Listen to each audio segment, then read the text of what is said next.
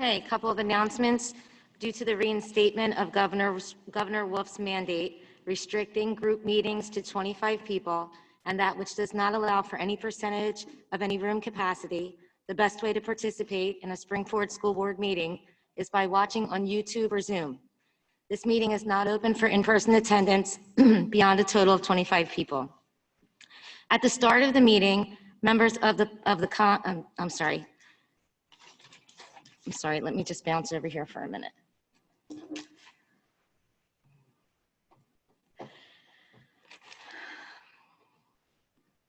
Speaking on my own behalf, I can assure you I have been sent a number of emails, and I have reviewed them all, and I've done my best to respond to those, to as many as possible.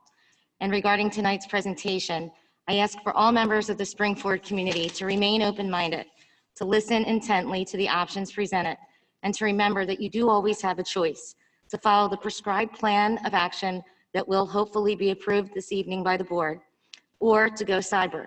In any case, your choice will be the right choice for your family. The commitment survey is set for distribution on the 7th. Please watch for that and respond as you see fit. Instead of taking public comment, the initial public comment at the start, we are going to start with a discussion of the district's proposed reopening. Should there be a motion to approve a reopening plan, we will take public comment on the motion prior to voting. So our first piece of this then this evening, as long as that's okay with everyone here, would be to have the presentation and the recommendation from administration. And then we will go from there. So with that, Dr. Gooden.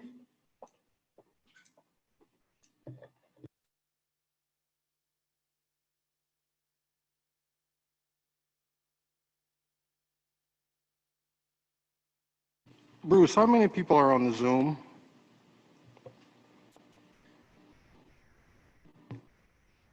$197.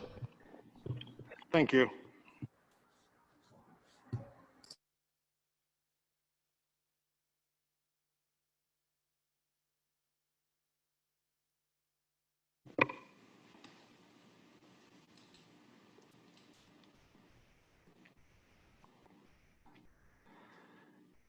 Good evening, school board members, member of the public.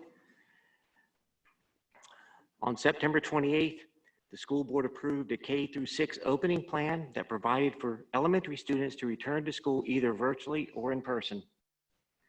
In order to provide a virtual option, we will have to make changes to current class rosters for elementary students. We will make every attempt to keep those changes to a minimum.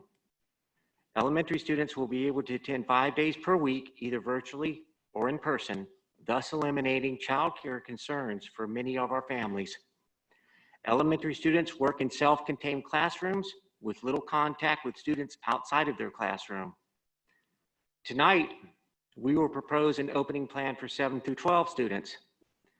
This plan has been developed in coordination with the SFEA leadership and has components of live instruction and virtual elements. Students at the secondary level change classes every period, so we have proposed a hybrid structure to limit student density. Our overview, we will review our goals, our timelines, what does in-person learning look like in marking period 2, and what does virtual learning look like in market period 2 for secondary students.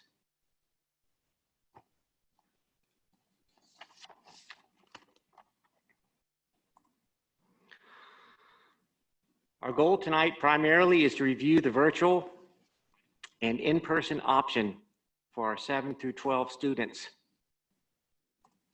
As far as timeline, October 7th, we'll complete, 7 through 12 complete reopening plans will be shared, including this presentation. Also on the 7th, our commitment survey will open. On October 8th, our commitment survey for K-6 families will close. October 26th, all faculty and staff to return to work on site. November 11th, we have the end of marking period 1. November 12th, students will return to in-person learning or virtual. February 1st will be the end of marking period 2. And by February 2nd, based on the metrics at the county level, all students return to in-person learning or transition to Springford cyber learning.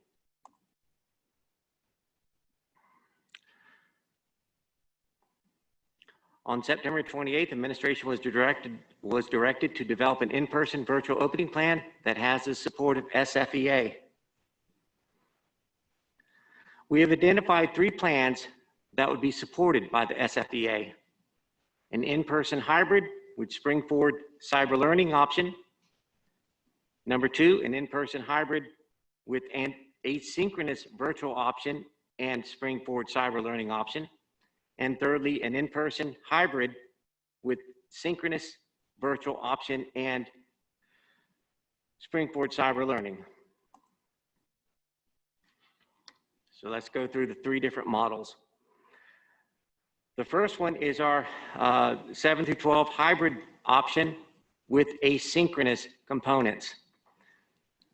Here we are proposing Monday, Tuesday, and Thursday, Friday for all students, with all students not in person being asynchronous and accessing content via Canvas. Wednesday is a virtual asynchronous day for all.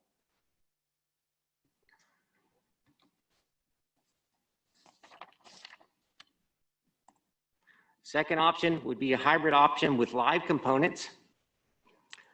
You're still looking at a Monday and Tuesday, Thursday, Friday, with all students in person 2 days a week and a virtual 2 days a week. On Wednesdays, all students will be virtual asynchronous for all. The difference in this model being instruction will be accessed through live stream or recorded video and will include Canvas content. Students will follow the normal bell schedule when not in person. And the third option is our 7 through 12 hybrid option and virtual. Students will follow the hybrid schedule in 2 days and out 3 days. When not in person, instruction will be accessed through live stream or recorded video depending on the teacher's lesson plan for that day. Students will follow the normal bell schedule. Students can also choose to be virtual 5 days a week, where they will access instruction through live stream or recorded video depending on the teacher's lesson plan for that day. Teachers or students will follow the normal bell schedule.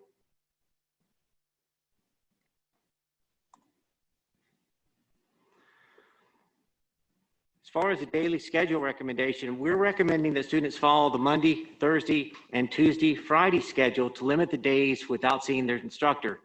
The Monday, Tuesday, Thursday, Friday schedule would mean the passing of 5 days between face-to-face instruction.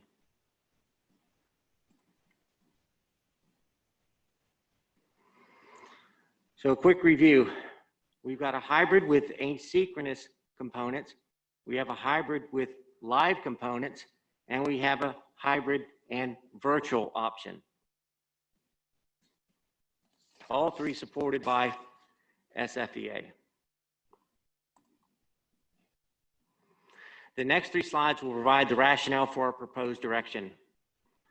Why does the hybrid model work for secondary? Students at the secondary level can navigate instruction more independently. And virtual students can expect a mix of live stream, teacher recorded lessons, and other pre-created content such as Discovery Ed or Khan Academy, etc. Why does the dedicated teacher model not work for secondary as we're doing at the elementary level? Due to the number of courses offered at the secondary level, Springford cannot provide an additional dedicated teacher to each of our nearly 200 courses offered at the secondary level, while also staffing an in-person option.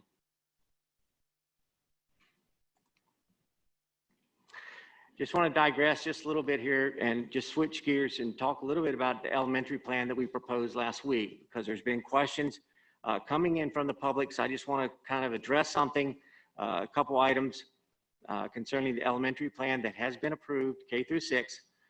With students in self-contained classrooms, contact tracing becomes more exact at the elementary level. K through 4 students are in self-contained classrooms. Special teachers will travel to the classrooms rather than students traveling throughout the building. In the 5th and 6th grade, they are more self-contained than secondary as they are on teams and switch teachers travel rather than students. In the K through 6 model, childcare for families is addressed by bringing in elementary students 5 days a week. Virtual in K through 6 is not a viable option.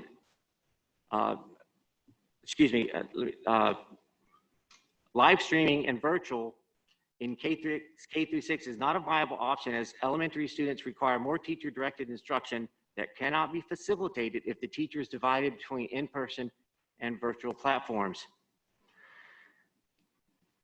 Social emotional skill development for the elementary, access to support systems consistently, develop and maintain friendships, learn how to behave in groups, and feeling safe and connected. I've also been questioned about the 6-foot requirement. The 6-foot requirement has been included in guidelines with the indicator that 6 feet is recommended to the extent feasible or maximum extent feasible. Masks are absolutely required except for the specific times they are permitted to be off. In K through 4 classrooms, we can achieve 5 feet between desks. While in the 5-6 classroom, we can achieve 4 feet between desks. Students, once again, are wearing their mask all day.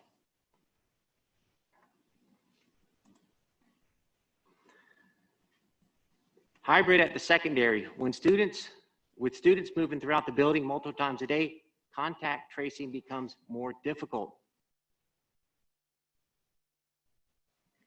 For the 7th grade class changes, students will stay in their room for content, math, reading, English, science, and social studies. Students will travel to their specialty areas, and students will move for minors, such as world language, health and PE, targeted reading, academic sport. All students with special needs will change as needed. For those students in grades 8 through 12, transitions will occur normally and masks will be worn at all times. Hybrid in the 7 through 12 is a viable option as secondary students, once again, as I mentioned, are more independent learners. Instruction will be accessed through live stream or recorded video and will include Canvas content. Teachers will be available for office hours by appointment.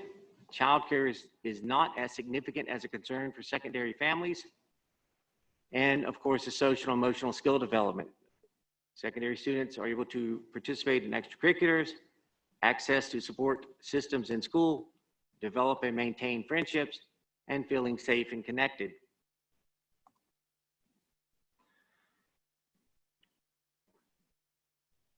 Our 7 to 12 hybrid option with the virtual covers all bases and provides something for everyone. To talk a little bit more about this particular option, I'd like to invite our SFEA president, Ms. Jackie Ritter, to the podium, please.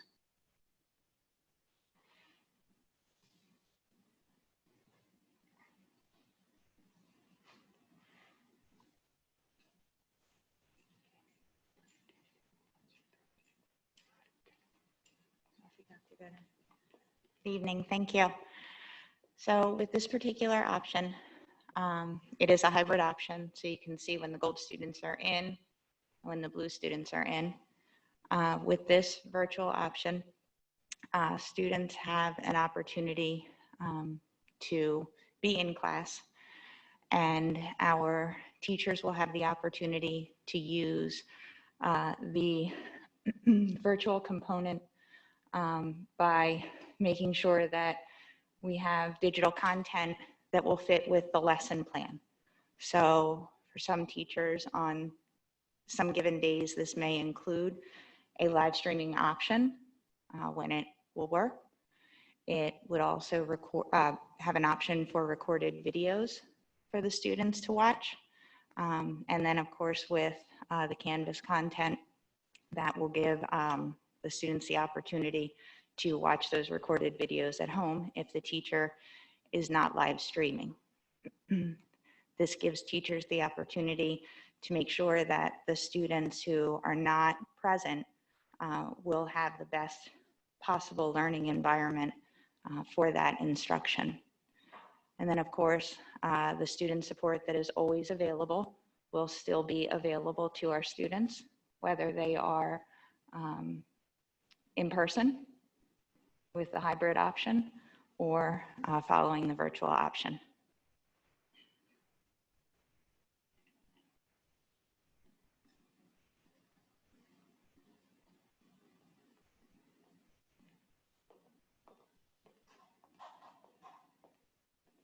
I think it's fair to just stop and see if there's any questions out there before we move on. Any specific questions about what we're proposing? I have a question about the 5 feet and the 4 feet.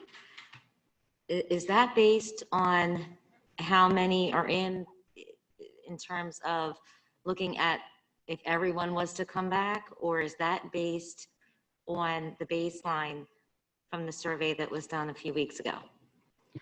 No, that's just based upon the number of chairs we can put in a room.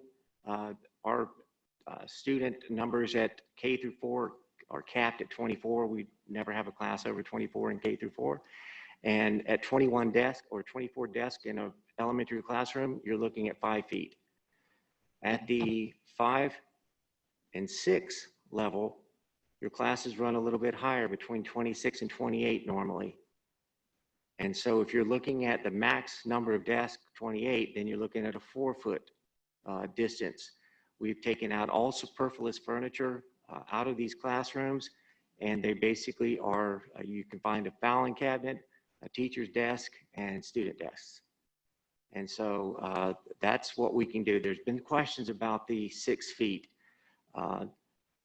So we looked at the elementaries really as a self-contained unit. Those students, they stay in their classes almost all day, except for recess and lunch and going to the bathroom. They walk in the hallways in lines. And so those classrooms are much more self-contained. Students will be expected to wear their masks while they're in school. And we felt that because of that self-contained classrooms, we feel pretty confident that we can safely bring in our elementaries. Unlike secondary changes class periods every period. And so there's more concentrations of students in the hallways, there's more movement. And so we wanted to propose something that would reduce the number of students at the secondary level while still providing virtual access for those students when they're not physically present in the room. So SFEA was very gracious and working with us and helpful in trying to figure out a plan that they could get behind.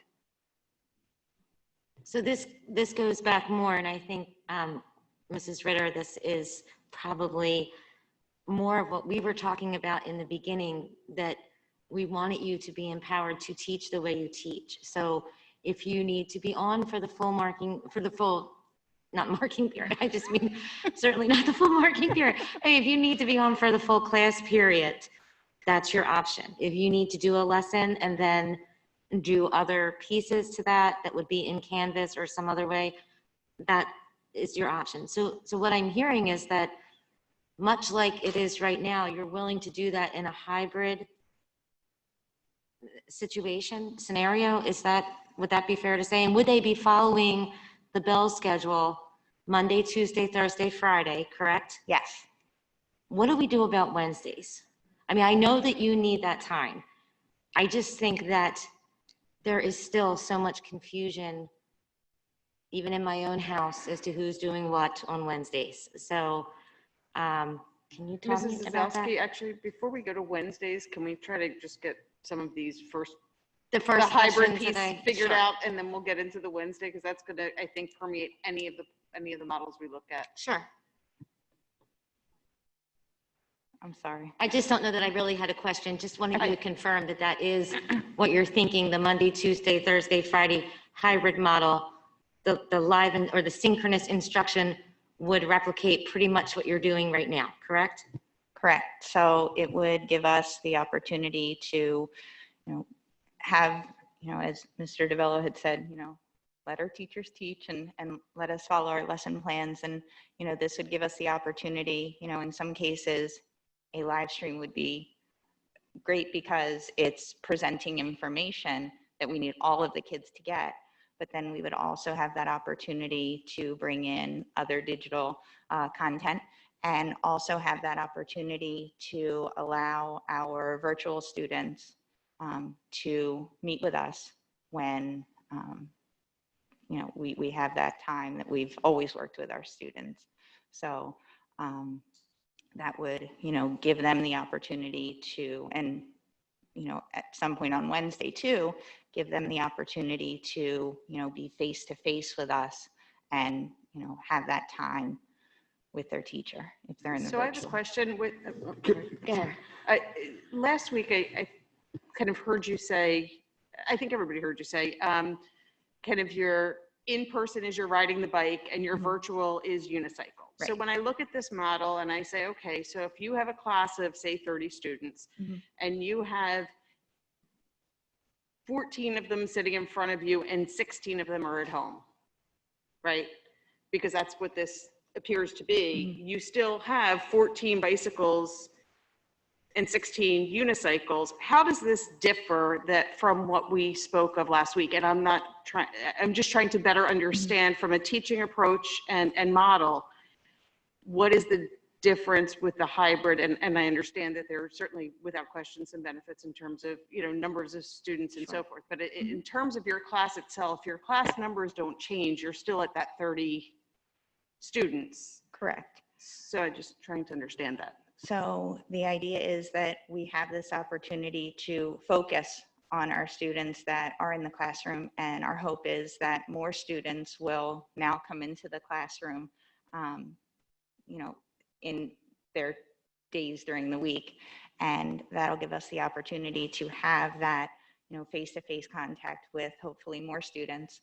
And then we also have that ability to, like I said, if it's just something that we're presenting to the group, we could live stream that if it doesn't require that interaction necessarily. And then we would be able to follow up with those students who weren't present at another time. But then we would also have the ability to, share videos or pre-recorded lessons also with the students who might not be in with us on that particular day. Okay, so they wouldn't necessarily, so if I'm understanding, and I apologize, I'm some of the language and just trying to make sure, but so the virtual option would really be, I would almost say asynchronous to an extent. I mean, if you're teaching a lesson, they could log in and watch that lesson through live stream, but they wouldn't be a participant. Not saying that it would never happen. It could.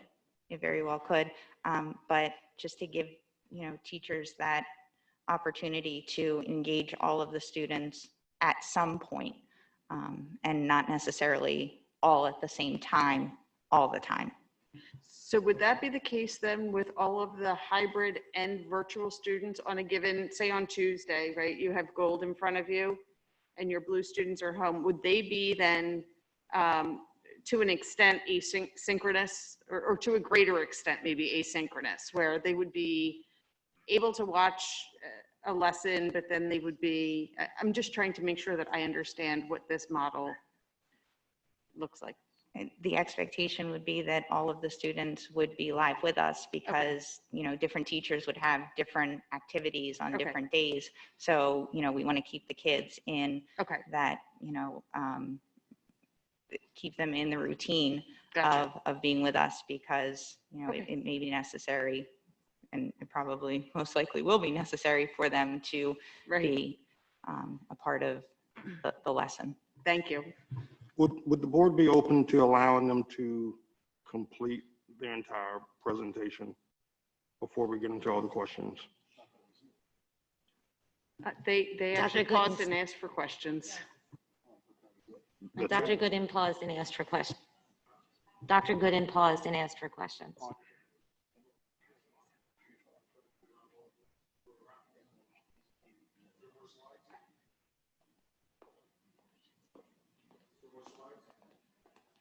Yes, the rest of the slides are a review from last week for those folks in the audience that may not have not have seen last week. Personally, I don't want to go recap all the slides we went through last week. I don't know where the rest of the board's at. I think a brief recap on them would be in order with it being there at this point.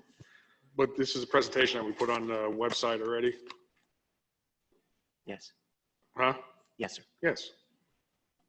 So you're going to go through 50 slides again of what we went through last week? No.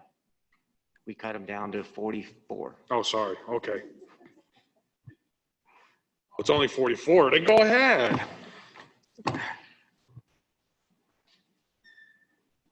If you could maybe run through them and just explain a little bit about what they are, if people wanted to go to the website and read more into it, kind of just a brief.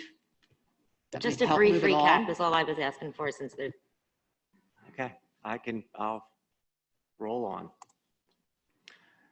Our reopening schedule recommendation, November 9th, everybody will remain virtual. The 10th, all virtual. 11th, all students asynchronous. November 12th, we'll have our 7 through 9 grade blue in. On the 13th, we'll have 7 through 9 grade gold in. On November 16th, we'll have 7 through 12 blue in. On the 17th, 7 through 12 gold in. And then November 18th, we'll put us, that's a Wednesday, and then we'll be back to synchronous. The reason we have that staggered, rather than bringing in 7 through 12 on November 12th, and we're splitting between 7 through 9 on November 12th and 10 through 12 on November 16th, which is a Monday. And that allows us to bring it in 7 through 9, 2 days before 10 through 12 will allow the tech team to have the ability to troubleshoot, since this is highly technology driven and contingent. So we'd like to bring in half of that group, 3 grades on the 12th. And that'll give us Thursday and Friday. And then we'll bring in the other 3 grades on Monday, or start bringing them in Monday and Tuesday. So that's the rationale behind that particular item.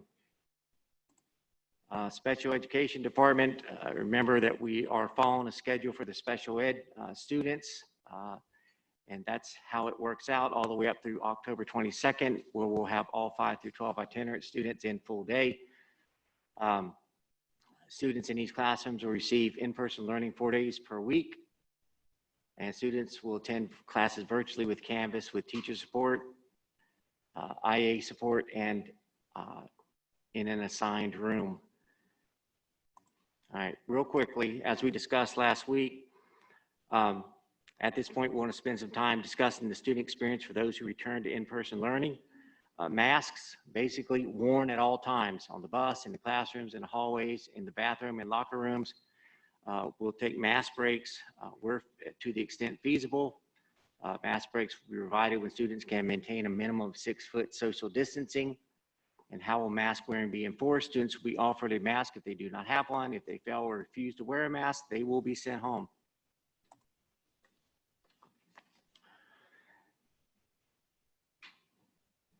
If a student forgets their mask, students are expected to attend school wearing a mask when they are dropped off or when they load a bus.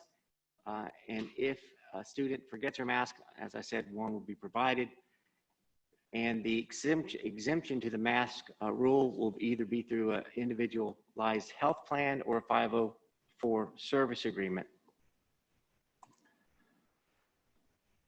Cafeteria, students will eat lunch by grab and go. Bag lunch we offer to students depending on the school. And students will eat at desks placed 6 feet apart, or students will eat at opposite ends of the table. And as you saw last week, we have 2 pictures of what the cafeterias will look like set up.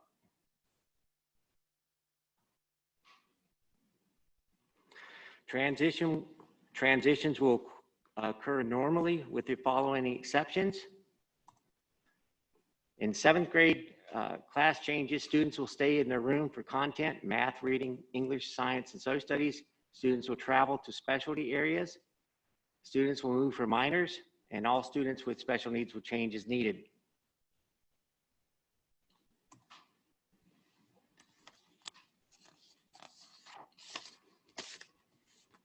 Grades 8 through 12, transitions will also occur normally, and masks will be worn at all times. On the buses, students will not be socially distanced on the bus. Drivers and students will wear face coverings at all times when on the bus. To maintain contact tracing, all students will have assigned seats, and transportation will run their normal routes, regardless of the number of students utilizing district-provided transportation. Buses will be cleaned between runs. They'll be wiped down between each run. Deep cleaning will be conducted midday, and buses will be wiped down again each evening, allowing chemical time to set overnight. Will fresh air circulate through the bus? Yes, windows remain open or cracked throughout the ride. In the building here, daily cleaning will utilize EPA-approved disinfectants against COVID-19. And I went through those last week, but we'll make sure that custodial staff is up on the daily cleaning in the buildings. Classrooms, all desk surfaces are cleaned and disinfected. All sinks, water filling stations, and counters are cleaned and disinfected. Door handles, light switches are cleaned, disinfected. Trash cans are emptied, sprayed with disinfectant, and lightly sprayed a mist of disinfectant through the room when leaving. Suffice to say, we'll also be focusing on high-touch areas throughout the day, door handles,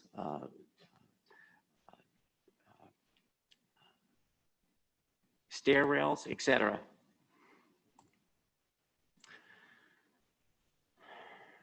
Parent expectations.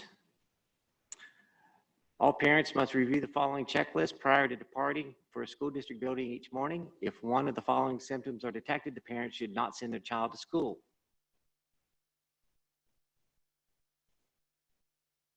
In addition, if two of the following symptoms are detected, the parent should not send their child to school: chills, fatigue, myalgia, headache, sore throat, congestion, nausea, vomiting, diarrhea. And then for employees, employees will follow the same daily checklist as parents and will continue to complete the required daily return to work forms.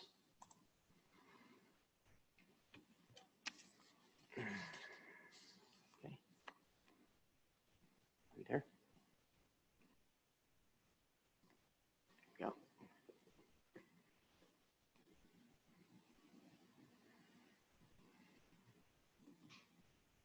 So as part of the COVID-19 task force, the nurses have had meetings with Michelle Masters, who we all met today. Thank you, Michelle. She's encouraged our assignment of a few COVID liaisons in our district who streamline the reopening process of positive COVID cases in our school. The Springford liaisons report directly to Michelle or to one of the two other directors for guidance with each individual case. While the roles of the Springford COVID liaisons differ from those from the Department of Health, like we heard from Michelle today, the two collaborate together to best prevent the spread of infections through our schools. We currently have 3 COVID liaisons at Springford: Nurse Erin Lewandowski at the elementary level, Nurse Jacqueline Gospodarek at the secondary level, and Athletic Director Mickey McDaniels for our after-hours notifications. The system they have developed has proven to be efficient thus far, and they will continue to evolve the process as needed. So, what happens when somebody gets ill at school? Once a nurse is notified of an ill student at school, she will meet the student in a triage area to assess for symptoms of COVID-19. The Department of Health has provided all school nurses with an algorithm, which is shown on the screen, to assist in determining whether or not the student should be excluded from school. This algorithm will be used in addition to the current standing orders from our district physicians.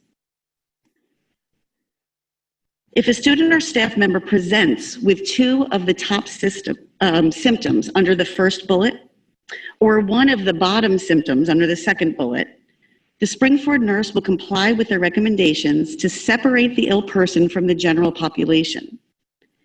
Each building has a designated area for the care of a symptomatic person, which we have termed the Health Annex. This area will separate ill persons from any high-risk students or staff members in the building until the ill person can be taken home. Students going home from the Health Annex will be brought out to their parents through a designated exit door, we will request that parents not enter the building for pickup. So when can a student who gets sent home return? In order to return after being sent home through the health annex, which means that you are exhibiting symptoms of COVID, one of three scenarios must occur. First, the ill person tests negative for a COVID test. Once the test is negative, if that person has improved symptoms and has no fever, you'll notice the term afebrile on the slide. That means without a fever. So improved symptoms, no fever for the past 24 hours without fever-reducing medicine, and has tested negative, that person is ready to end quarantine and can return to school. The second scenario, if the ill person does not take the COVID test or tests positive, the person must isolate at home for 10 days after the onset of symptoms. Once that isolation period is over and the symptoms have improved and there's no fever for 24 hours with no fever-reducing medicine, that person is ready to end quarantine and can return to school. The third scenario is a little different. The ill person has a documented medical condition with an individualized health plan that the physician determines is the cause of the excluding symptom. This is called a differential diagnosis, which is listed up there. For instance, if a student with asthma presents with cough and difficulty breathing, the nurse will complete an assessment and follow the student's individual health plan for treatment, which may include the use of an emergency inhaler. If the student improves after treatment and does not exhibit any other COVID-related symptoms, this student can remain at school. He has a documented differential diagnosis of asthma that explains his symptoms and the treatment plan has worked. If the same student does not improve after the use of his emergency inhaler, he may be sent home for his asthma, perhaps to use his nebulizer at home. If symptoms improve, this student can return to school the next day because, again, he is not exhibiting signs of COVID. He has a documented differential diagnosis that caused his symptoms. However, if this very same student presents with a cough, difficulty breathing, and a fever, the student would be sent to the health annex and required to follow the guidelines seen here for quarantine. The reason is that fever is not a typical symptom of asthma, so the differential diagnosis does not apply. It's important to realize that a cold is not a differential diagnosis, nor is a stomach bug. A differential diagnosis must be documented as a health condition in the student's health record in order to be used as a return to school option. Now, there may be a situation where a student has an illness that requires being sent home, but is not necessarily indicative of COVID-19. For instance, a student presents with a fever greater than 100.4. The student has no other symptoms on the COVID list.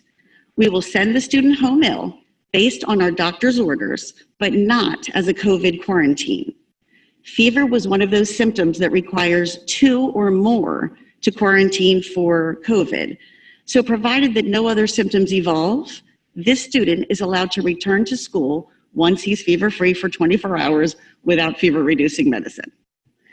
As you can see, there's many factors to consider with each person that presents ill at school. In each instance, the school nurse will use her assessment skills, she'll use the medical background and health history of the ill person, and the COVID guidelines for exclusion to determine how to best exclude from and return to school. So what happens when someone is diagnosed with COVID? Typically, a person will not be in school when they test positive because quarantine is required while waiting for test results. So when we hear that a person is COVID positive, our Spring Forward COVID liaisons need to collect certain information to provide to the local health department. The purpose of this is to determine what is called the incubation period or the infectious period of the positive case, which Michelle did talk to a little bit today. The incubation period is the time between exposure to an infection and the first appearance of symptoms. We know that with COVID-19, a person in this pre-symptomatic period can still spread the infection to others. So calculating the probable days of being infectious will help us determine if anyone else at Springford was potentially exposed. Meanwhile, the positive case must now isolate at home, but the end date for her isolation is dependent upon whether or not she has symptoms. And I do have the right slide up. Good, I wanted to make sure. As you can see on this slide, a person with symptoms and a positive test result can return 10 days after the start of symptoms, as long as fever and the symptoms have resolved. The test date in this case does not matter as far as the end of isolation date is. Again, the presence of symptoms tells us that this person is probably already 2 to 5 days into the incubation period once the test was collected. So they're already working their way through the infectious stage of their virus. On the other hand, a positive case with no symptoms must wait a full 10 days after the PCR test is collected, due to the fact that we are unable to assume how far along that person is in his ability to spread the virus to others. A positive case in our district will be contacted by the nurse or the Springford COVID liaison and by the local health department. We will work together to help with the isolation rules, so no one needs to figure this out by themselves. What happens to a close contact? First of all, a close contact is anyone who was within 6 feet of an infected person for more than 15 minutes with or without a mask. Because of the incubation period and the possibility that COVID was being spread prior to us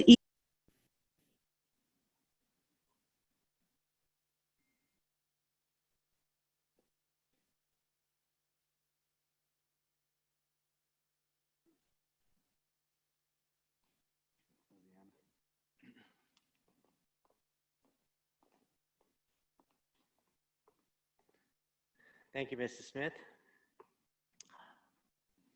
We'll be sending the following communication to the community each week, and this will include the level of community transmission. This will include all numbers in the district footprint, not in Springfield Area School District schools individually. So we'll be putting out a communique each week, letting the community know what's happening within the district footprint. We have this as our sample communication for that purpose. So look something like this. And then this will be the example of the notification that you would receive because your student was in direct contact with an individual who is tested positive. So we have those 2 sample letters to go out if needed. Learning while quarantined. If a student is quarantined, we have 2 scenarios: quarantined and ill, and quarantined, self-quarantined, and not ill. If they're ill, if the student is out of school with any illness, their parent or guardian should call the school's attendance line to report the student absent. As with any other year, they will be expected to make up work and should do so by working directly with their teacher. If they are quarantined or self-quarantined and not ill, if a student is quarantined or self-quarantined, but the student is not ill, they should complete their schoolwork from home. Secondary students will continue to fall online and through Canvas, and elementary students can be assigned to a virtual classroom until they return to school if that quarantine is any length at all. Okay. February 1st through June 17th. So starting November 12th, it is our proposal we would remain virtual or in person only if Montgomery County remains low or moderate. We will move back to full virtual for all students if the county moves into substantial. November 12th through February 1st, students or the Springfield Area School District will monitor the level of community transmission table and provide updates to Springfield families, employees, and board members each week or each Monday, as I've already indicated. And then starting February 2nd, if Springfield Area School District remains in low for the final 4 weeks of marking period 2, the district would propose the elimination of virtual in marking period 3. Or to that effect, any time that we go 4 weeks in low. If we start running in low, then we'll come back and propose that we just bring our students back. So October 7th Our plan is to share this presentation with the community and also open our commitment survey to our 7 through 12 families. On October 8th, our K through 6 commitment survey would close. October 26th, as we said before, all faculty and staff would return to work on site. October 30th, all class changes, when they occur, will be posted to Skyward. November 5th, updated bus schedule will be posted in Skyward. November 12th, students will return to in-person learning. February 1st is last day of marking period 2. And then finally, as long as Springfield Area School District remains in low for the minimum 4 weeks, students would return to in-person learning or transition to Springfield cyber learning. And that concludes the plan as we proposed.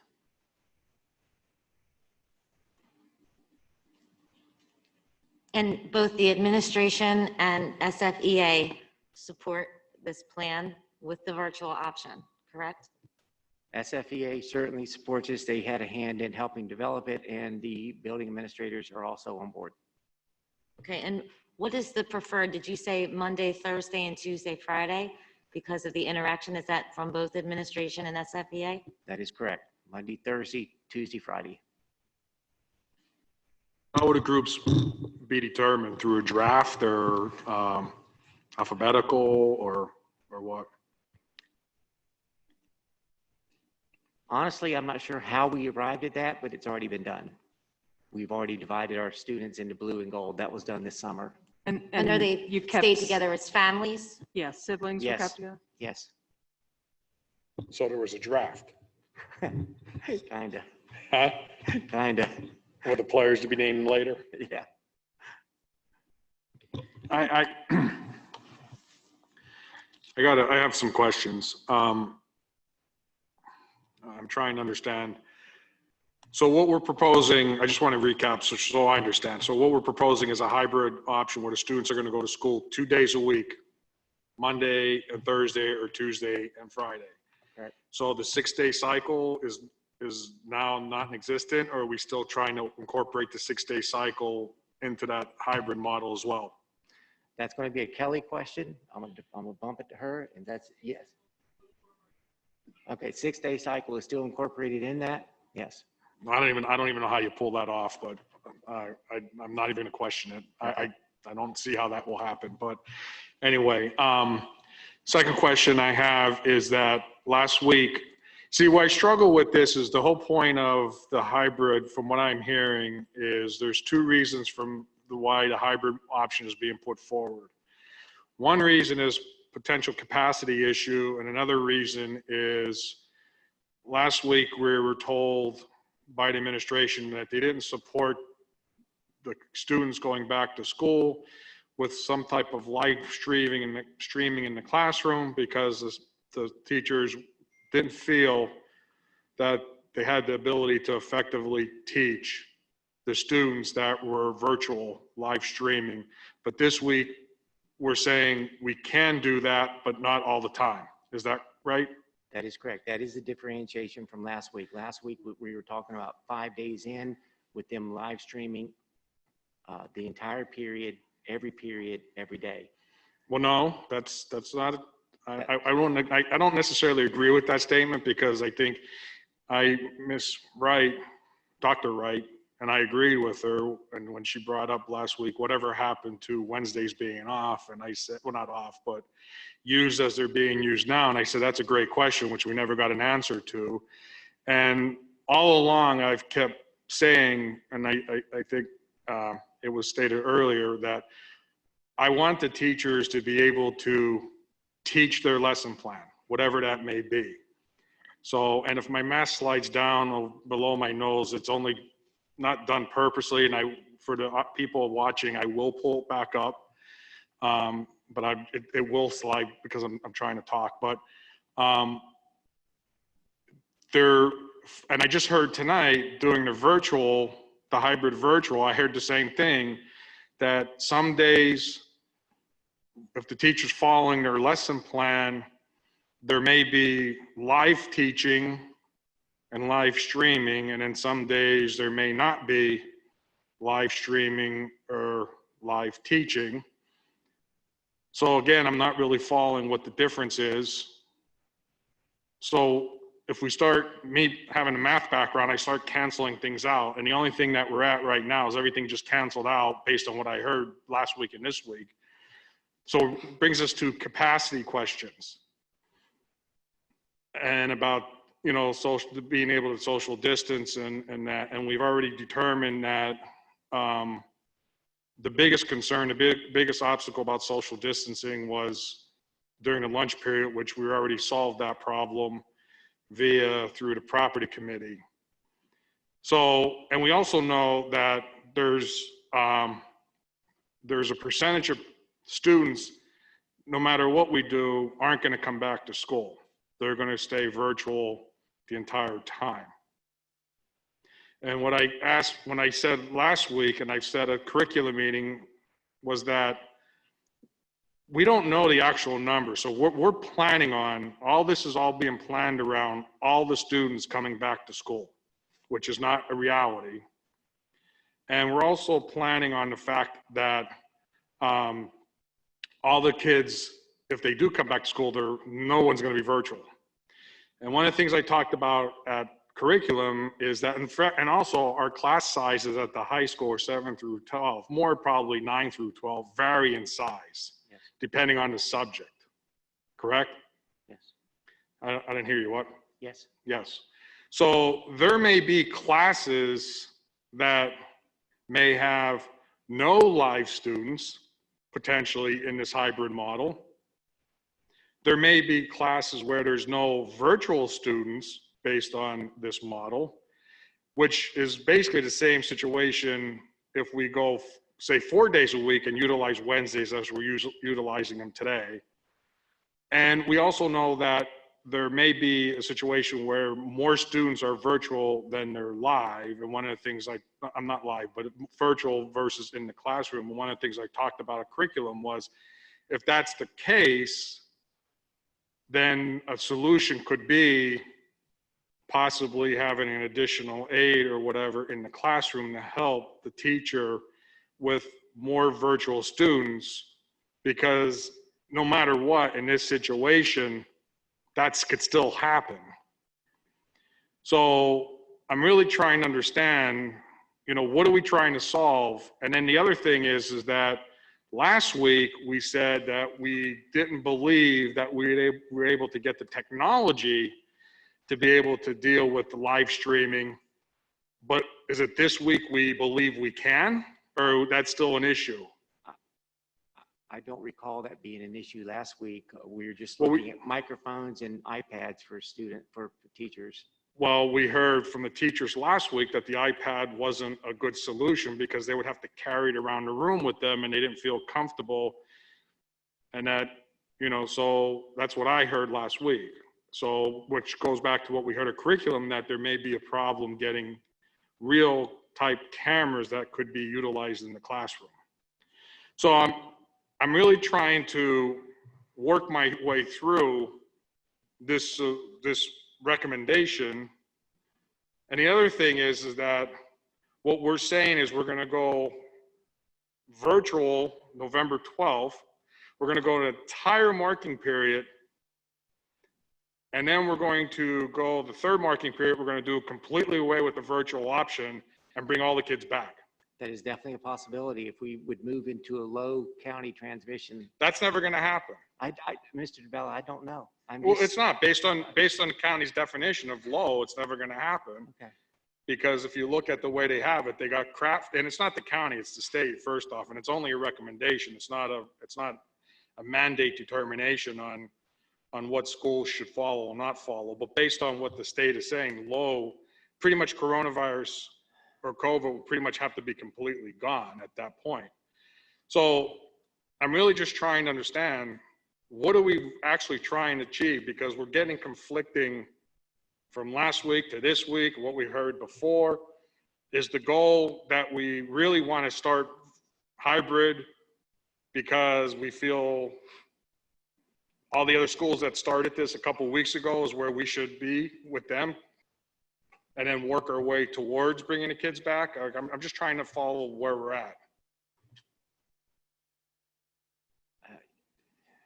Yes, the goal is to try to get our students back in. Yes. That is our overall goal, to get our students back into school as safely as possible. So everything that we said this week either contradicted last week or last week contradicted this week. No, sir, I don't agree with that statement. Well, That's, What I heard. I don't agree with I it don't either. agree with I that don't either. agree with that at all, Mr. Cabela. SFEA and the administration sat down and worked through a lot of the kinks, and there was a lot of, I think there were a lot of concessions that were made by SFEA. And I think What's that the they just got up and concessions? they agreed to do the virtual piece. They said they'll bring it in. We said to them, we're asking you to teach the way you teach. Right. If that means you're on for 10 minutes, 20 minutes, the whole period, teach the way you teach. We know that works. We know that's effective. I'm very grateful that they sat down and did that they supported the plan that's here, that administration is supporting the plan that's here. These are the experts in education. We are a governing body. They gave us a recommendation. They say they support it. I see that they've made concessions. It does provide an opportunity where they can have a touch with more people, because a lot of the emails that came in this week, and believe me, we were flooded with so many that I could not keep up despite my best efforts, and I'm sure many of you feel that way. But those emails were very indicative that there is a huge population in the Springford community that said, what happened to hybrid? They're not completely comfortable with all in. They don't want to be forced to a Okay, so cyber or all you're, virtual. that's completely different, first It's not, off. I don't think it is at all. I think it's Second off, entirely relevant. So the survey that we did is very relevant, but that's not my point. But the survey point- the didn't point give hybrid is- as an option, My Tom. point is that, we never said last week for teachers not to teach and not to do exactly what we're saying this week. I've said from day one, I push for this to let the teachers teach. Let them follow their lesson plan. I never veered off of that, Well, somewhere that message was lost. but it was never where I presented think last that- week. I think that message was lost because, and maybe you can respond to this, Mrs. Ritter, Mr. Laurie, Mr. Miscavige. Was your takeaway prior or before the plan that was presented last week, that we expected you to be live streaming the full class period, all class periods? Was that your takeaway with last week? No, last week was for them.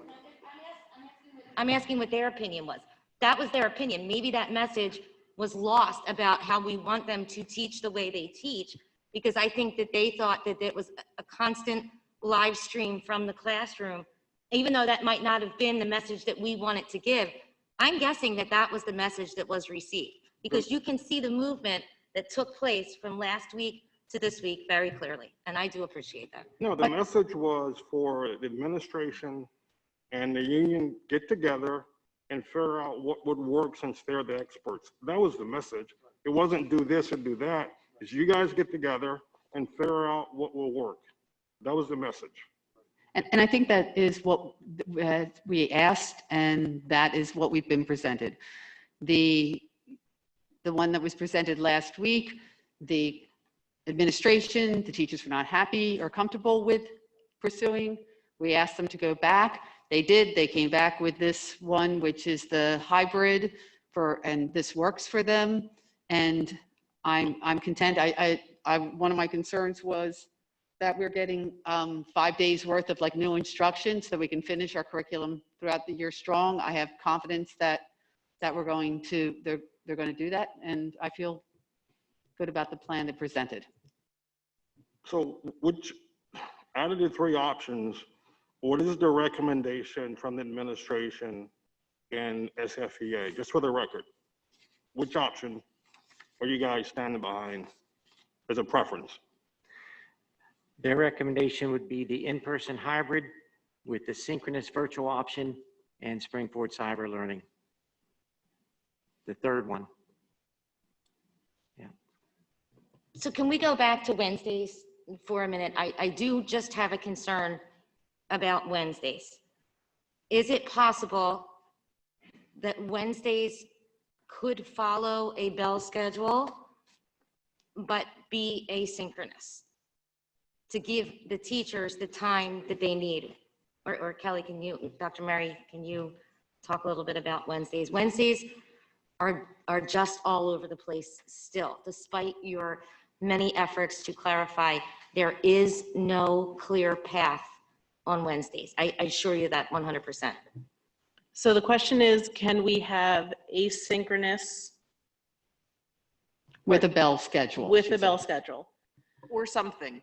So if we have asynchronous with the bell schedule, it's no longer asynchronous because it's along the bell schedule. I mean, at least like if they have to check in some way, even if you go back to like the piece of, you know, how they did it in the spring with the Google Classroom, but there was a silly question of the day or something like that.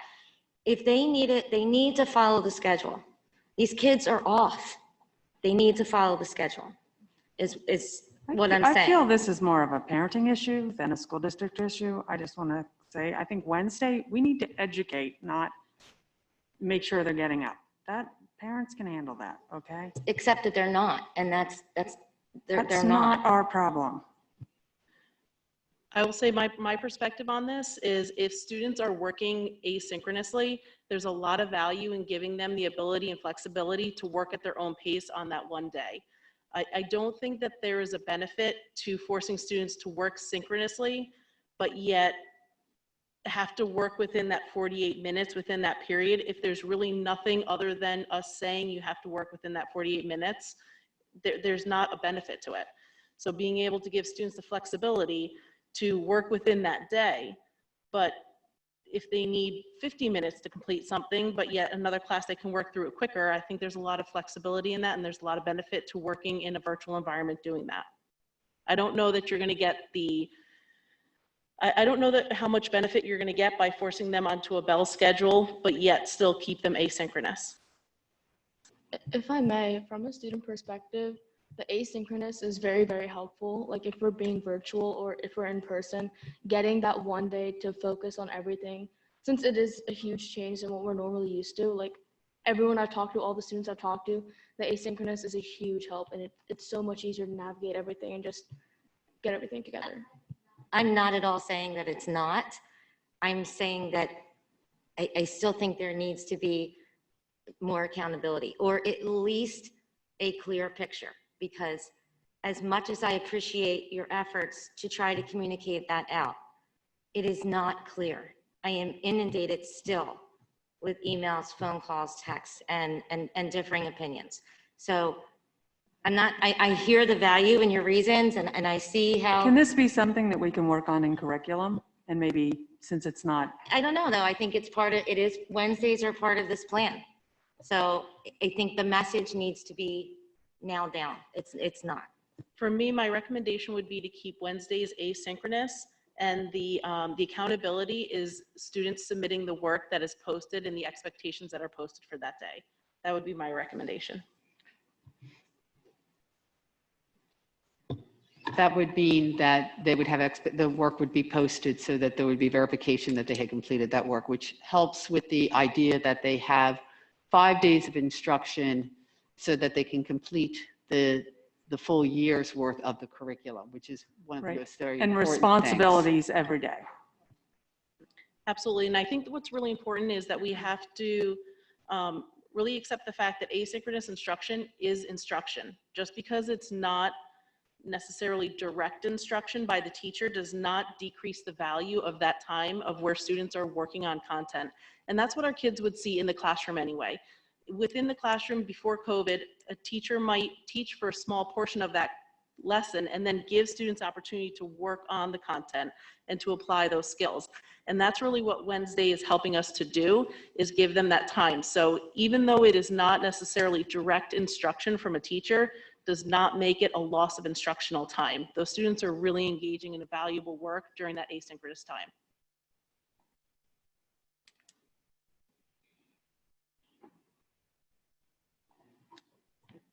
Okay, so I'm going to ask a question again. So Dr. Good, you said the recommendation is for students to come to school 4 days a week with live stream options is the recommendation, correct? Students will be in person 2 days a week. The other No, two- students are coming 4 days a week. They're just coming in different groups. Yes. And and there's going to be live streaming each Yes. day, Monday through Friday, Monday, Yes. Tuesday, Thursday, Friday. And I mean, I agree that the Wednesday should be asynchronous and let the students, because that was the whole point of that. If we remember back, part of that was so teachers could work on IEPs and one-on-one type meetings and so on and so on. So that was the day that we always felt we wanted to leave open. And I strongly believe that we should continue. I guess I'm the only one on the board that's still not seeing the difference between what we were talking about last week, because what we were talking about last week was having students come into the building 4 or 5 days a week with live streaming, and we were told that was not an option, that was not a good option. But this week, we're saying we have students coming into the building 4 days a week, and we're live streaming, because I challenge anyone to say or show or demonstrate where this board gave direction that told teachers they had to teach every day, every period. Because I don't have any recollection of that ever being discussed after we said this right along when we went to the 5-day bell schedule, where the teachers we were giving them the leadway or the latitude to teach their lesson plan as they normally would. And I personally have said there are certain days that the teacher is giving more of an assignment in class and not teaching, because I go back and look at the meetings. I said, we all know that it's to ask a teacher that they're not teaching every second and every moment of the day. That's not even realistic. That's not going to happen. And I support that. I'm not saying that they should be doing that. I totally agree with that. I understand reality. And that's why I pushed for teachers to teach their lesson plan however they normally teach it. So, Mr. DeBello, I agree with you, and I think we've said that. I guess this is where we are now, and from what I'm understanding, and I'll look to the three of you who are representing SFEA, your understanding as of today is as teachers walk into the classroom, they are going to implement their lesson plan as they would in any other environment. So if that means we're going to show a video and then have a discussion, that's what you're going to do. That your lesson plan is going to be driven, or your daily lessons and the amount of time that you're spending delivering that information is going to be consistent with your lesson plan regardless of the environment. Is that a true statement? Is that a yes?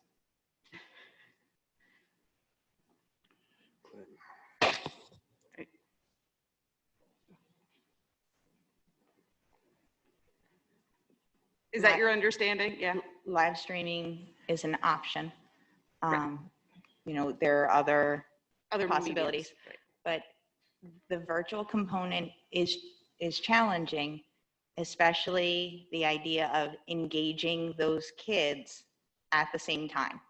So if there's an opportunity instead to provide other opportunities for those students and then have the chance to work with those students when we're available outside of the class period, which we've always had that option.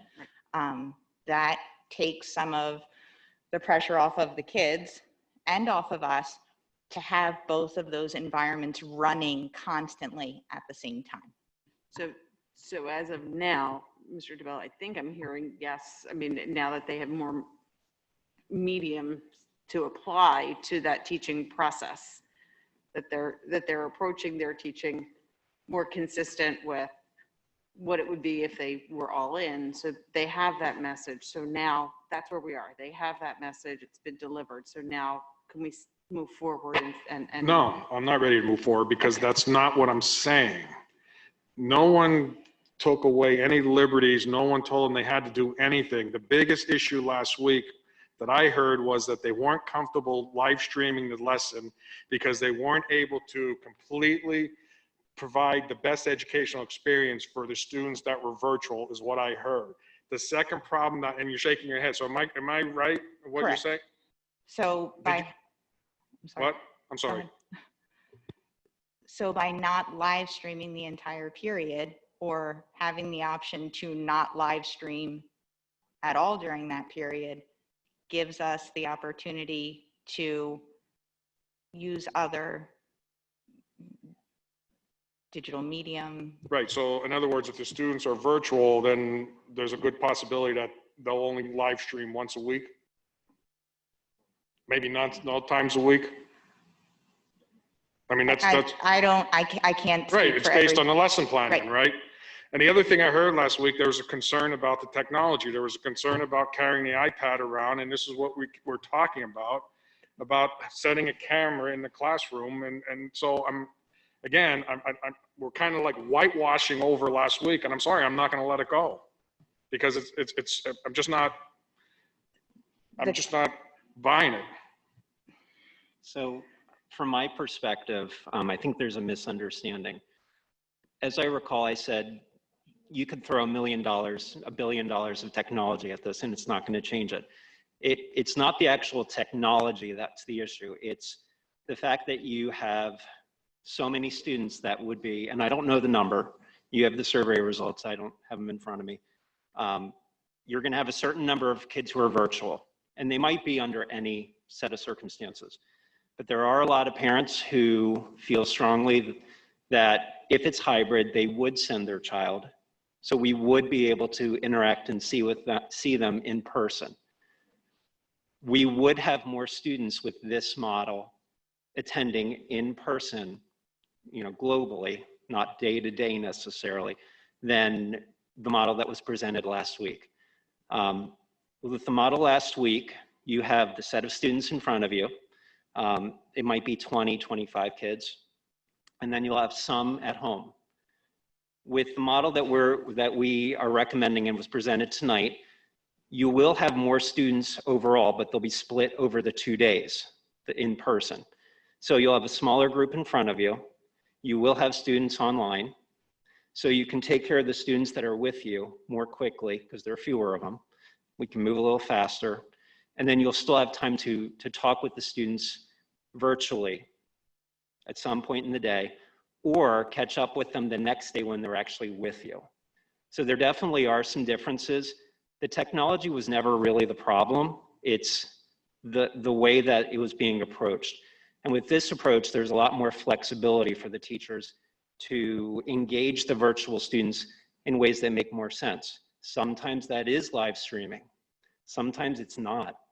Recording a video and leaving an assignment for them makes a lot more sense in certain circumstances. Like you said, and you have said it over the summer, let the teachers teach. The model that was presented last week, we were teaching, but not necessarily in a way that was great for the virtual kids every day. And that's one of the big differences between last week and this week. So it really isn't the technology, it's the mode of how we're doing it. I thought technology was the issue because I pushed this and pushed it in last week, and I agree, Mr. DeBello. Last week, live streaming, the sky was falling. This week, we can do live streaming. I talked about cameras 2 weeks ago, if that would help. So I'm trying to understand, Zach, that we can take an iPad and make this work, but we couldn't take cameras and make this work. So I don't follow this. I don't follow what we talked about last week versus this week when it comes to technology. And I respect the push for the hybrid, but what data are we basing this on? Just to back up for a second. So Okay.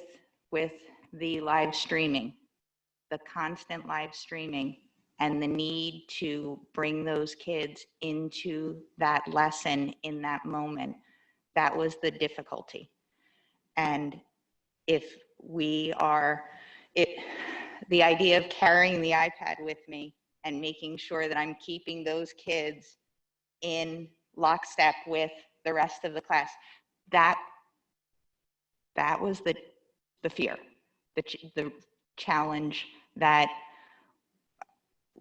the fear was we would be leaving kids behind. So if we have the opportunity to use the medium that will work, and it might be just a screen share at one point where they hear me, but maybe they don't see me. So the constant live stream was challenging with the iPad or the camera, honestly.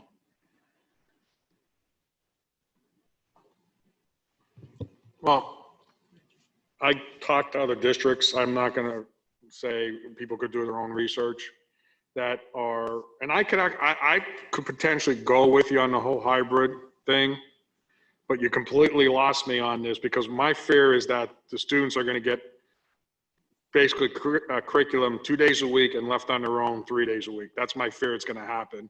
I mean, you can shake your head no, but that's my fear.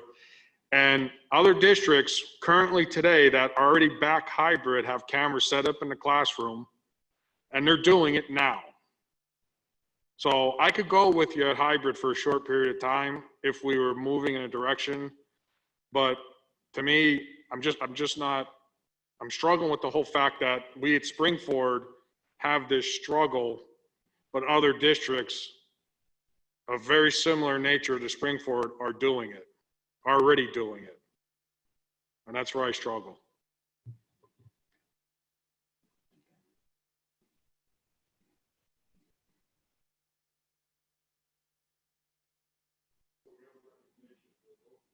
Well, we're going to make a motion. Is there, I'll make a motion to approve the district's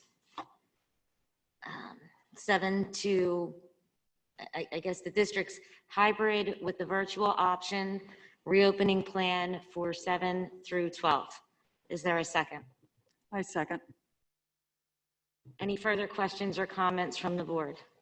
I had a quick question. I'm not sure if this was, No.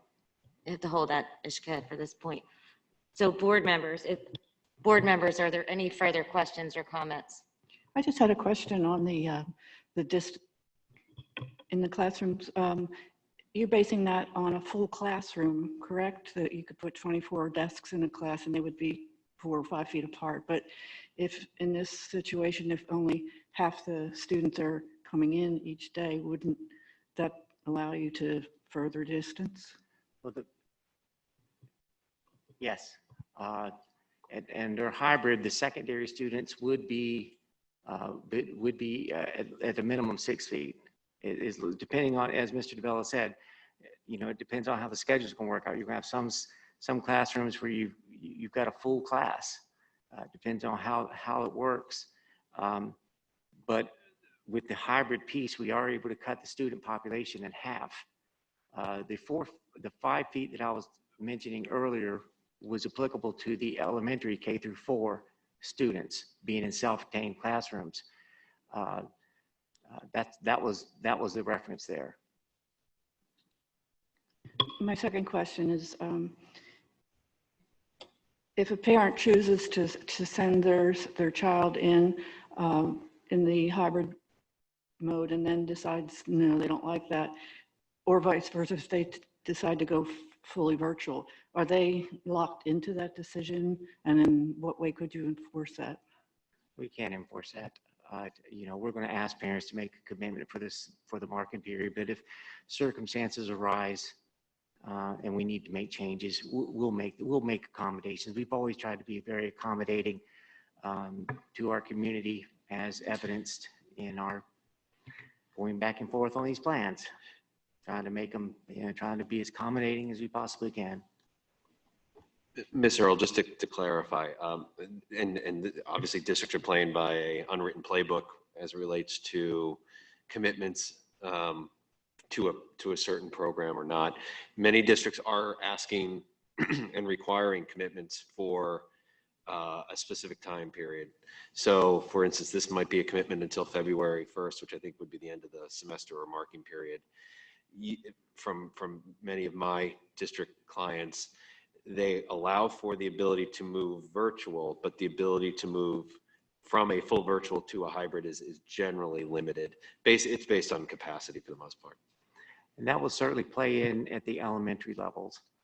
We're probably, I would argue that we're much more fixed at the elementary level because we are going to have to go through schedule changes with students and to balance out those classes. Whereas at the secondary, we have a little bit more flexibility with that. Thank you. Okay, so with that, are there any other comments from board members? I struggle with the hybrid at this point in time because we have no data to support this. All right, and I think we're going to move then to public comment at this point. So speakers will be permitted their full 3 minutes to speak. Rich or Mr. Catalano, do we have anyone? Yes, it is specifically on the motion that was just proposed. Yes, we have quite a few. For 7 to 12, Mr. Catalano, it's specifically for 7 to 12. So if anyone's listening and they have a comment for a different grade level, if you could please hold that until public comment at the end perhaps, but this public comment section is specifically on the motion to approve the district's reopening hybrid with virtual model for 7 to 12.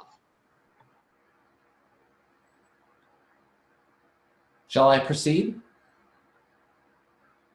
Yes, I'm sorry. Yes, All right. please. Thank you very much. First up is Karen Deeney.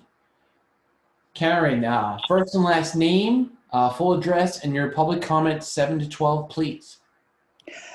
Karen Deeney, 17 Cheyenne Road, Royersford, Pennsylvania. I am calling in reference to my daughter, who is a sophomore, and my son, who is a senior. I want my kids back in school. They desperately want to be back in school. I know they need to go back safely. I understand that. I know wearing a mask, hand washing, sanitizing, wiping down their desk, and everything else will help with that. I know this because I work in a school, and this is what we're doing. They're going hybrid, and it's working fabulously. And I don't understand. I'd prefer them to go full-time. It doesn't sound like that's an option anymore. Anyway, virtual learning is not, and I cannot stress this enough, not working for us. I have kids that need to be in school, hands-on, with full periods of learning. My daughter hates, which is a strong word, Canvas. She's struggling. And why you changed the learning system, I don't understand. But anyway, they need to be back in school, at least hybrid, to full-time. These kids play sports together. They work together. They're in marching band. They're playing sports. They're in capacity one way or another. Why can they not be in school? Next year will be my son's first year of college. And this year, and all we're doing is arguing because this is not how schools should be. I understand we're in a different time, but you know, enough is enough. Other schools are back in school full time. Other schools are back in school hybrid. And when did school become childcare? You keep mentioning, you know, the young ones need it for childcare. School is not childcare. School is meant for kids to go and get an education, not just to be watched all day. The older kids need it just as well. Mentally, they're drained, they're fed up, and so am I. You know, you're talking about not being able to go back until February. Can't we reevaluate every 2 weeks? It's ridiculous that it can only be marking period to marking period. And you're going to send them back November, what was it, November 16th? They're going to go back for a week and then they're going to be off for Thanksgiving. What is the point in that? You guys, come on. This is your job. Get them back in school. You've got to do better for our students. Thank you. Next up is Colleen. Colleen, first and last name, full address, and your public comment 7 to 12, please. Sure. Colleen Emmons, 715 Black Rock Road, Collegeville. I want to know, how do you expect parents to make an informed decision on whether to send their kids to school when the school district isn't telling us the COVID numbers in the schools? And I know since some of the special education students already started back to school and there have been positive cases. Is this on the motion, ma'am? Well, yeah, I mean, aren't we approving like the hybrid model? But how do you expect us to decide whether to send our kids back? Do you have a when there's comment about, do you positive have a comment, cases, do you have a but no specific one. comment surrounding the motion on the table? All right, so do I? Next up is Mary Jo McNamara. Mary Jo, first and last name, full address, and your public comment on 7 to 12, please. Hi, Mary Jo McNamara, 187 Abbey Drive, Royersford, PA. So first I'd like to say, in my initial public comments tonight, I was all excited to congratulate the board and the administration that we were all coming together, and I was anxiously awaiting and excited to see what Dr. Gooden and the Education Association came back with to show I'm us sorry, on how to Mrs. get our McNamara, kids. it has to be on the agenda item, which On how to get our kids back to school. So here are my comments on the motion, right? So this completely contradicts last week, you guys. Facilities has been solved. The capacity issue has been solved. You still are going, I don't think people are hearing things. You are still going to have 20% virtual students all the time. That's what your survey results say. So 20% of your students, Ms. Ritter, are going to have to learn via the iPad. Why is it okay to leave them behind? Not live stream them, maybe live stream them, maybe not. Our kids are getting 2 days full instruction, 3 days without instruction, and 20% of them are getting 5 days without live streaming instruction. That is absurd. Your job is to teach the children, teach them in person, bring them back. We all have it hard. We did one marking period virtual that we're doing now. We can do one marking period, 5 days with virtual live streaming. And then the third marking period, we can all come in together if so admits. This is ridiculous and we're going backwards. We have had these instructions. We have had these discussions. Do your job. Dr. Gooden, do your job. Come back with a virtual option for 5 days a week. That's what you voted on last week. You voted on K through 12 in person, November 12th. That's what you voted. Thank you. Next up is Venkat. Venkat, first and last name, full address, and your public comment on 7 to 12, please. Hi, this is Venki Parigi, 114 Caitlin Drive in Collegeville, Pennsylvania. My comment is on the hybrid option, obviously 7 to 12. I completely agree with Mr. DiBello. This hybrid option looks like a compromise by the teachers union and the administration just to provide a solution for the district and to the board. This does not give my kid who is in 11th grade, who's a junior, any option here. I want to go completely virtual, but your virtual options are absolutely none. I don't even know what you're teaching when you say live streaming, maybe or maybe not. What is the criteria for that? How do I know that a teacher who's bored, who doesn't want to give enough attention to my students or the virtual student just switches off the live stream? And as Mr. DeBello said, every other district is implementing or has implemented having a camera in the room, not with you walking around with an iPad. I just wonder, with so much of technology around, as to why you guys are just pulling just to provide a solution, and which is not workable even. I hope you guys consider that a section of the population of this district is going to be virtual for not only this marking period, probably for the rest of the year, academic year.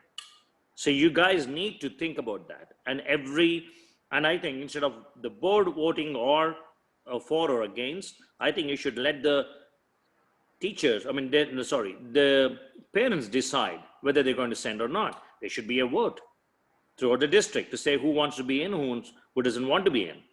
And you just cannot say hybrid option and then let 7 or 10 people vote for it, and then we have to abide by it. Where's the fairness in that? Thank you. Next up is Michael Lebedinsky. Michael, first and last name, full address, and your public comment on 7 to 12, please. Michael Lebedinsky, 2005 Willowwood Drive, Royersford, PA. My comments on the motion on the table. As Mr. DeBell, Mr. Jackson pointed out, the math just does not add up here. The hybrid with virtual option means teachers will spend more will have more students remote to the classroom than if students return 4 or 5 days a week in person with no more than 22% remote, which is exactly what the survey has told us. In the hybrid with virtual option, up to 61% of the students will be remote via live stream. And last time I checked, 61% is more than 22%. So if there was a concern with having 22% of the students virtual, I'm not sure how 61% virtual is going to make the situation better. Here's what's going to happen. The teachers are going to unconsciously ignore the remote students and focus on the students in the classroom. We all know that. No one wants to admit it. Out of sight, out of mind. My student will go from interacting with their teacher 5 days a week, which is what they get now, albeit virtual, to now 2 days a week. That is a big step backward with no benefit. And again, no data. The question was asked twice and there was no data. I feel like all it takes is for a few people to email the board, and then next week we're going to be sitting here with a whole new plan. Based on the numbers from the survey, in grades 7 through 12, you will actually have fewer students in each classroom than you will in K through 6. For the 71.7% of the students who indicated in the survey they want 5 days a week in school instruction, which option affords that? That's more than a super majority, and none of the options address what the parents clearly voted, 71.7%. You provided an option that works for those who've chosen virtual. You provided an option for parents who now say they want hybrid, but you have provided no option for students who want to return 5 days a week. You have not. You've provided no option for the 71.7% of students who indicated that they wanted to return to the classroom. Next up is Arlene Hudak. Arlene, first and last name, full address, and your public comment on 7 to 12, please. Arlene, you have to unmute.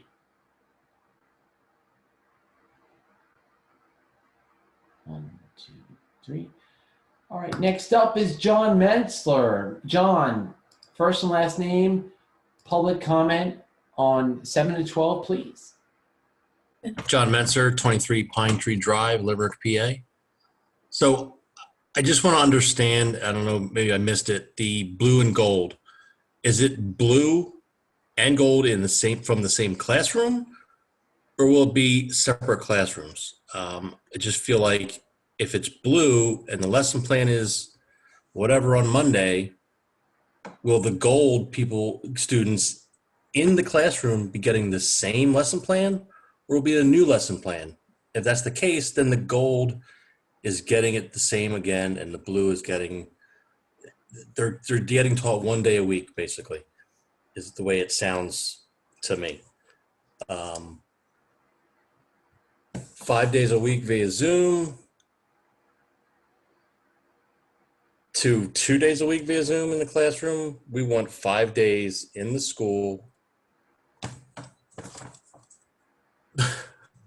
being fed a question, but we will take 4 days in the school with Wednesday, the synchronous, asynchronous, whatever it works out to be. The current program now is very difficult. The Canvas, I hear nothing but complaints from my children on Canvas and not understanding why. I know I'm going off topic, not understanding why we didn't stay with the Google Classroom, what they knew. Sir, you have to stay on topic. Yeah, I'm off. I'm done. Next up is Sherez. Sherez, first and last name, full address, and public comment on 7 to 12, please. Hi, this is Sherry Zawislak, 137 Anthony Wayne Drive, Collegeville. I agree with most of the callers and Mr. DeBello. This is a step backwards. I understand that maybe the full 5 day with virtual didn't work, but it's a step backwards. That's 2 days instruction. What are you going to do about the classrooms, splitting them? Something like broadcasting, this is worse, a worse option than the virtual for a class like broadcasting. My son's a senior, it's broadcasting major 2. The entire program is based around these kids working together as groups so they can get into what they plan on majoring in college. This is going to destroy that class. What if you only have 2 people in person one day? How is that teacher supposed to teach? How do they even work in a group?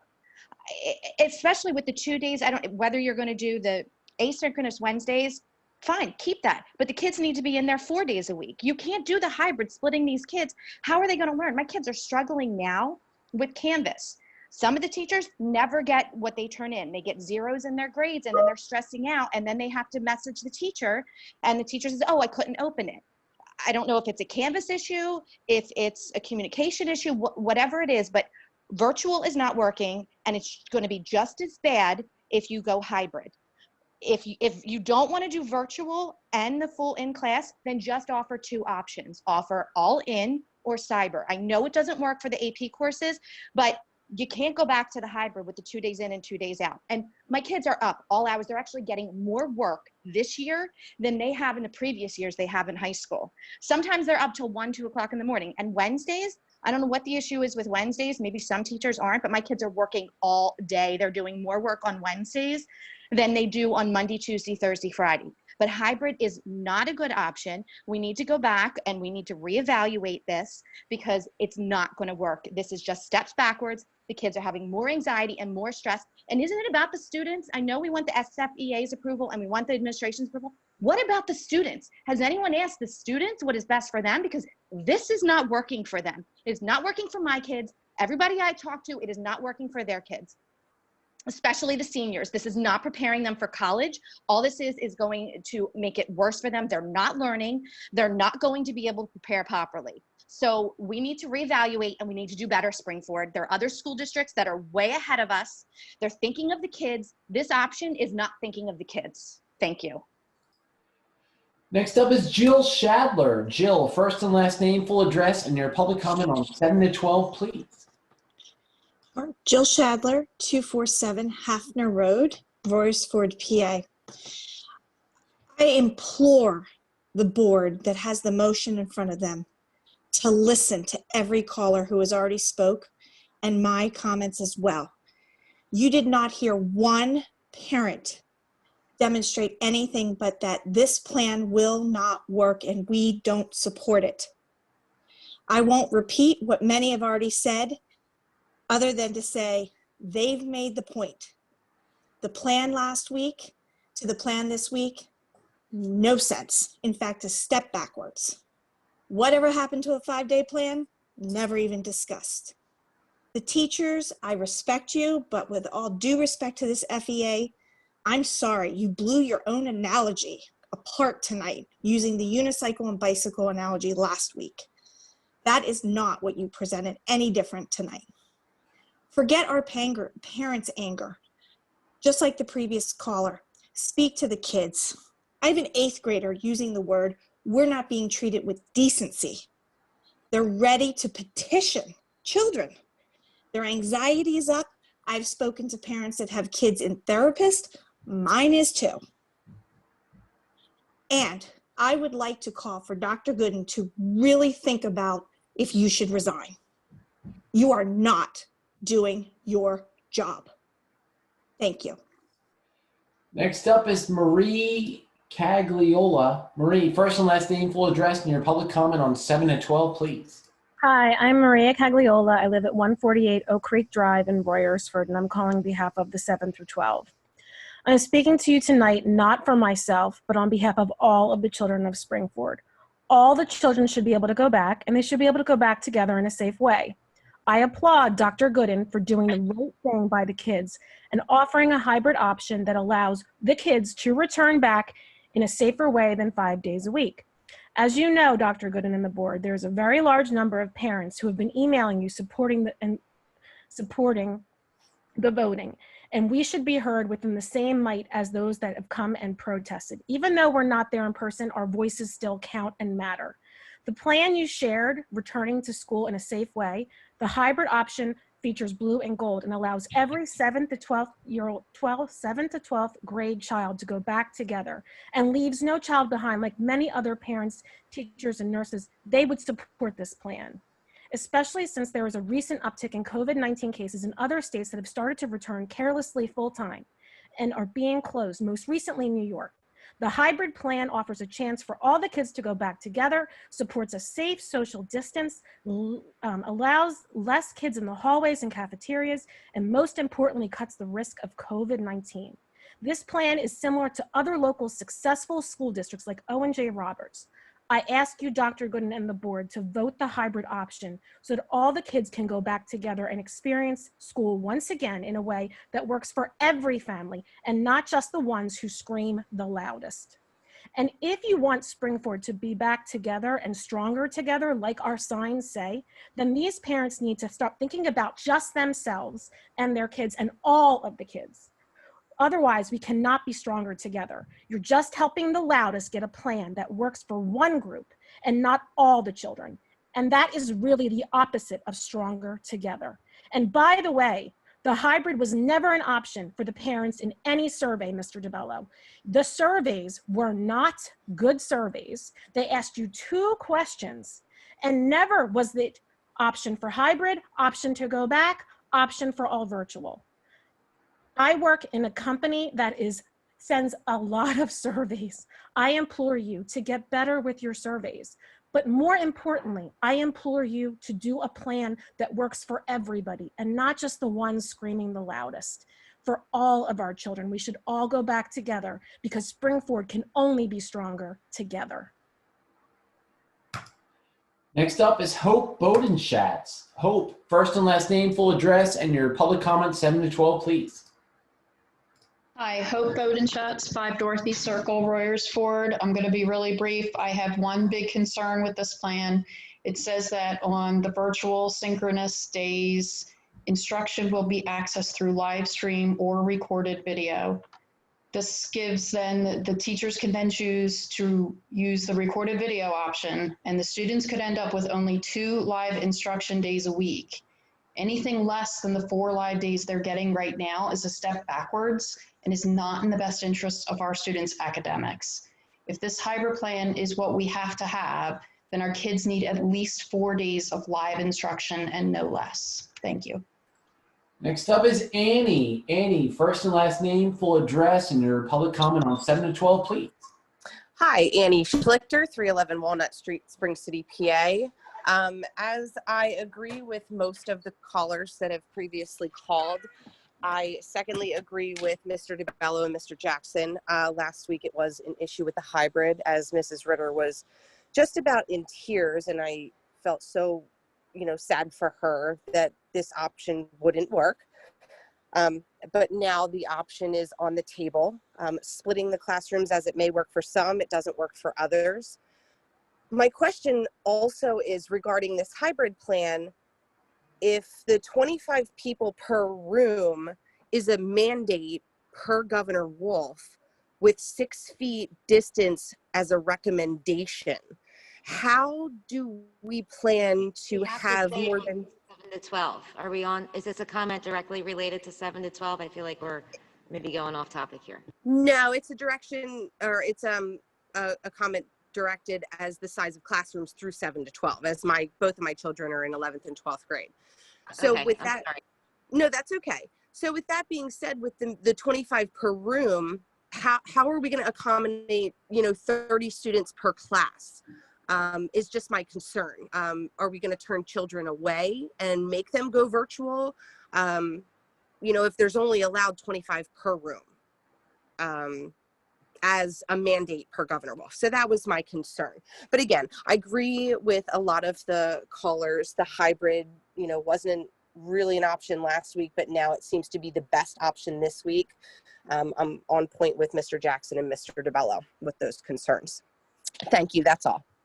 Next up is Joy Crowell. Joy, first and last name, full address, and your public comment on 7 to 12, please. Hi, this is Joy Crowell at 5 Linden Way, Collegeville, PA 19426. I just want to say this might be all over the place because I had something written up, but after this presentation, I don't even know what to say. I'm on point, and I agree with Dr. or Tom DeBella and Mr. Jackson. This hybrid option makes no sense whatsoever. I'm just even trying to wrap my head around it. So, and I agree with last week hearing from the teachers that it's too much for them to do all in class and stream virtual at the same time, which I agree with that's a lot to ask from our teachers. And I just want to say, I think they're doing a great job now trying to navigate. But I also heard last week and the week before that we couldn't do virtual because we didn't have the equipment. This sounds just like the PPE. So now we have the equipment. Before we didn't have the equipment. Now we have the equipment. We had the PPE, then we didn't have the PPE, then we do have the PPE. I don't understand. It goes back and forth. It's a never ending cycle. My son is in 10th grade, and I can tell you that I am so scared and apprehensive to see that what the SATs are going to be next year, because half of last year and this year is a wash. So here's the thing. I understand also people are scared to send their kids back. I totally hear you and I accept that. I sympathize with you. There should be two options. If you can't do virtual live screening for the full 5 days where kids are in class and people that want to be virtual. It's cyber. Cyber is an approved spring-forward alternative to being in class. It's supposedly just as good as an education. If you're scared to send your kid back to school 5 days, then you should be scared to send your kid back 2 days. So then you either, if we can't get the virtual in the classrooms so the teachers can do, but which it sounds like it's going to be a hard time doing both for them, then it has to be cyber. But you're keeping all the other kids home that want to be in school. It's just not fair. And I'm sorry this was all over the map, but I'm so frustrated. I don't even know what to say anymore. Thank you. Next up is Kim Desposito. Kim, first and last name, full address, and your public comment on 7 to 12, please. 3, 2, 1. Next up is Faith DeRose. Faith, first and last name, public comment on 7 to 12, please. Faith DeRose, 30 Elizabeth Lane, Collegeville, Pennsylvania, 19426. I'm just calling to agree with 95% of the callers on here that this plan makes absolutely no sense in relation to any of the other board meetings that I've sat and listened through every Monday night, it seems like, for most of the summer and now into fall. The kids are going to get less instruction. Education is essential. These kids are getting, we're falling so drastically behind all the other districts that have kids in school that have already been in and now are going back even more. And we're just going to give ours 2 days a week of class. It makes absolutely no sense. As the other callers have said, if you're scared to send your kid to school, and I totally understand why you would be, if you're in a high-risk category, or if you just don't feel comfortable, how are you going to feel comfortable putting your kid on a bus and then sending them to school with a classroom that might have the whole first half of the alphabet in there with you? You're either comfortable enough to send yours or you're not. This plan does not look into what the kids need and what they deserve. These kids need an education. They're falling behind every day. We're a blue ribbon district. We want our kids to succeed, and this is just failing them. And it's blowing my mind how the board doesn't see that, or that the teachers don't see that. I support the teachers. I have so many friends that are teachers and that would love to be back in the classroom. And I know they've told me that. And they have no control that they are stuck online. And the teachers that are in other districts that are doing hybrid, they said it is so much work. They hate it. They wish they were just back full time or fully virtual. I'm not understanding how this can work, and I feel like we're taking a giant step back in everything we've done tonight compared to all the other meetings. I think the kids should have the option of 5 days a week, cyber, or as my daughter's private school has, they have a camera, it's set up at the teacher, you can watch virtually that way. It is what it is. If you have a crappy version of a camera, you have a crappy version of a camera. Put your iPad that you now suddenly have for every classroom, stick it up and go. It is what it is. It's a temporary solution. Hopefully these kids will be back in school sooner than later. I don't understand why we're spending so much time on this when it's just a temporary solution. And that's it. I'm just so frustrated. Next up is Kate Doyle. Kate, first and last name, full address, and public comment on 7 to 12, please. Kate. Kate. Next up is Meg Kyle. Meg, first and last name, full address, and public comment on 7 to 12, please. Yes, Meg Kyle, 433 Nottingham Lane, Collegeville, PA, 19426. And in regards to the 7 to 12 plan, this presentation has no discussion about kids with IEPs. There was previously decided that they were going to bring back those students in October. We have gotten very limited information with this. And this plan does not discuss those kids. So as of 10/22, they will be back into school 4 days a week. But what happens on November 12th? Do they then just go in 2 days per week rather than the 4 they were doing? Or will they continue to do the 4 days in person? And I really think that voting on this without knowing these details regarding these students in 7 to 12 with IEPs is not in the best interest of the kids. Thank you. Next up is Christine Grimes. Christine, first and last name, full address, and public comment on 7 to 12, please. Yes, thank you. Christine Grimes, 2010 Willowwood Drive, Royersford. I'm just going to throw a couple of statistics out, but first I just would like to say that you voted as a board to go back in person K through 12, not K through 6 and 7 through 12 on some other plan. So don't you have to go back and either re-vote or do something to amend that motion? Otherwise, that it just doesn't make any sense. Also, the survey that was sent out, 71.7% voted for in-person 5 days a week. Why are you sending surveys out if you're not actually going to listen to the results? It just doesn't make any sense. But a couple of things I just want to make note. There's 161 days. That's how many days the class of 2021 has before they walk out the door, never to be seen or heard from again. We are failing these kids. I can't tell you how many arguments have been in my house because something on Canvas shows up as missing or a 0 or the teacher can't open it. And I'm not bashing the teachers.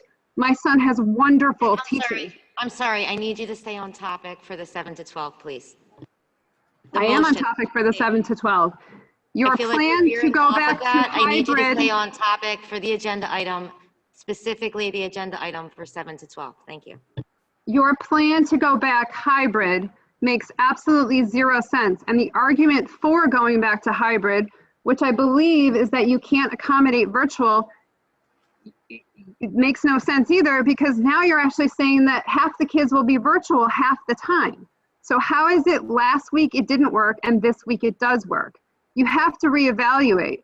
It just doesn't make any sense. There are neighbors to the left of me and to the right of me, and they are in school 5 days a week.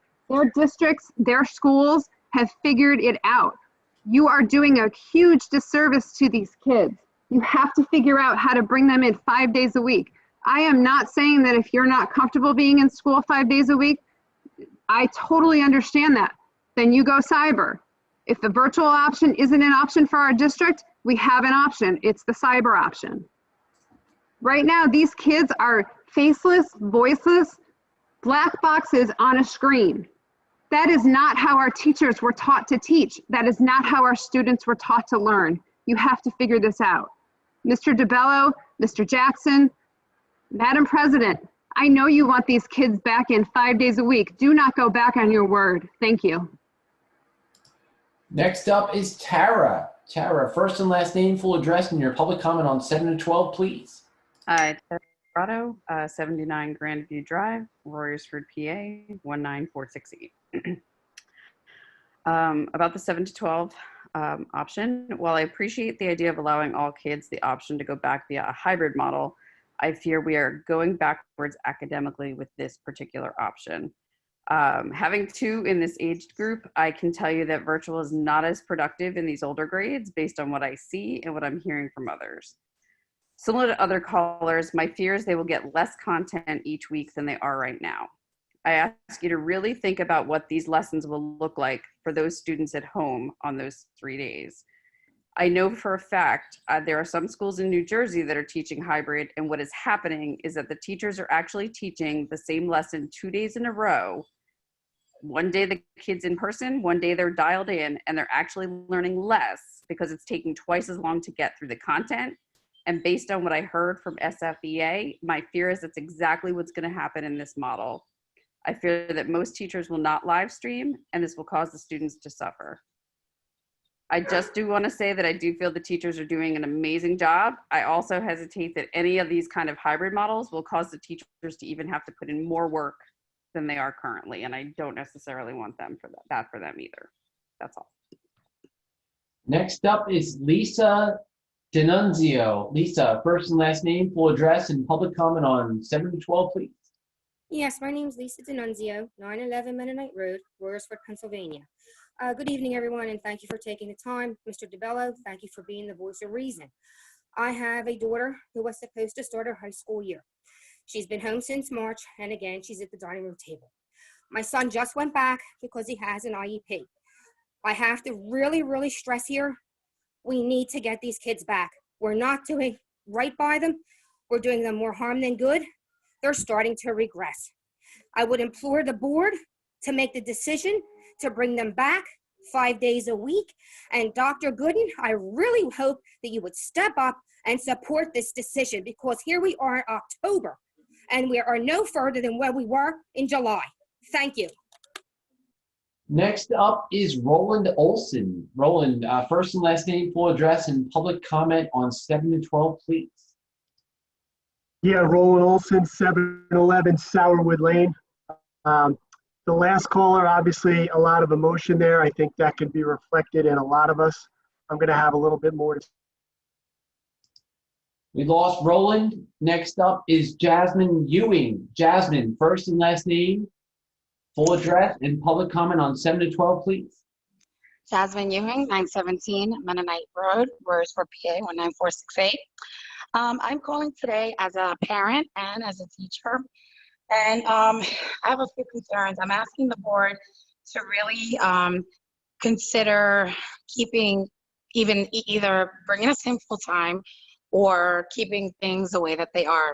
Back in August, this was thrown at us, this Canvas platform. We worked really hard to train ourselves, basically, to get it together and be ready for the kids. And I feel like we did a great job, put in a ton of hours. We worked together as a team, as departments, and I feel like we worked out all the kinks, and we are, I mean, I think the system is working. I hear that there's parents that are saying that, you know, they're having issues. In my department, and from myself personally speaking as a teacher, I don't have any issues. I'm teaching just like I've taught in the classroom. I have to get creative with some of the things that I do in the classroom that I can't do because I'm teaching virtually, but I am teaching the whole time, 40 minutes with my students. I have kids ask me questions. The kids are doing very well. I don't see any issues. I'm really nervous about, you know, having this other system or this hybrid issue thrown at us. As a teacher, I'm super nervous. I can't even wrap my head around how this is going to work, and I feel like it's going to set us back. So I'm asking the board, please, for somebody that's been working as a teacher for 20 years, as a parent, it is working fine the way that it is. So if there's an issue, because I know that there are a lot of parents that are concerned that, you know, COVID is still, you know, spreading. As a person myself, I have a compromised system, so I'm a little nervous about going back. Until it's safe to go back, I think we should stay the way that it is. One more marking period is not going to kill us, and I think that for my department, as a teacher, we are doing fine, and the kids are getting everything that they would be getting in the classroom. So that's all I have to say, and thank you for your. Next up is Danielle Folino. Danielle, first and last name, full address, and public comment on 7 to 12, please. Hi, this is Danielle Folino, 211 Lovers Lane in Montclair. I keep changing what I'm going to say, so I'm sorry if I'm kind of all over the place. I had things written up, and a lot of people said a lot of really good things. I agree with the majority of the other callers. I just have to say I'm just flabbergasted by the fact that any of you feel that this is an acceptable plan to vote on. What I'm hearing is that they want to do hybrid to help the minority based on the survey results who don't want to be in or can't be in the classroom. But what I can't understand is why you would choose to leave the majority of the kids behind by limiting to them to only 2 days in person. Right now, at least we're getting 4 days of dedicated synchronous learning, albeit virtual, to move to 2 days in person and 2 days not in person. That I can't even understand what they're supposed to do on those 2 days when they're not there. But anyway, you know, they said last week that, you know, they couldn't teach students physically in the room with them and some online. So we voted that down and said, we'll look at it again now. And they said it was impossible last week to do both. But now they're here a week later saying they want to do the same thing, but now have more people at home being left behind. It's absolutely not acceptable. I just feel like this is just, I can't even make sense of it. One of the things I wanted to point out from personal experience, my son has stated that on many occasions he has sat through classes where the teachers take almost an entire class trying to figure out how to share their own screen with the class.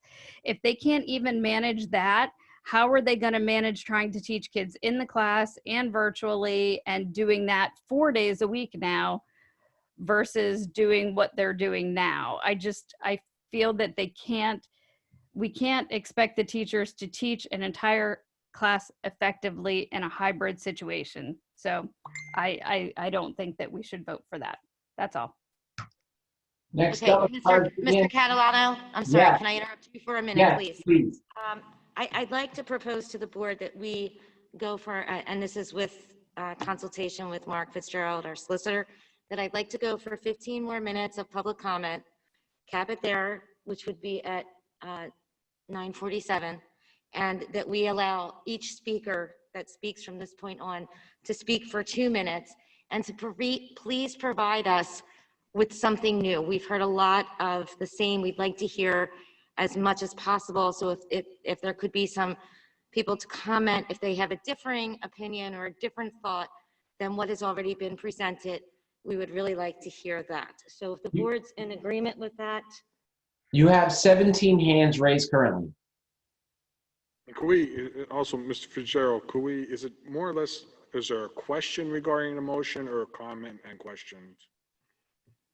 Well, this is just a comment section. There's really no questions to be posed because questions won't be responded during this session. So if there's a comment, certainly the person can make a comment, but posing questions, this is generally not the forum for that. On the motion, though. Questions on the motion? Yeah, I mean, they can ask the question, but, you know. Okay, right, okay. Okay, so with that, 15 minutes, 9:48, and you can continue with the next speaker for 2 minutes. Thank you. Okay.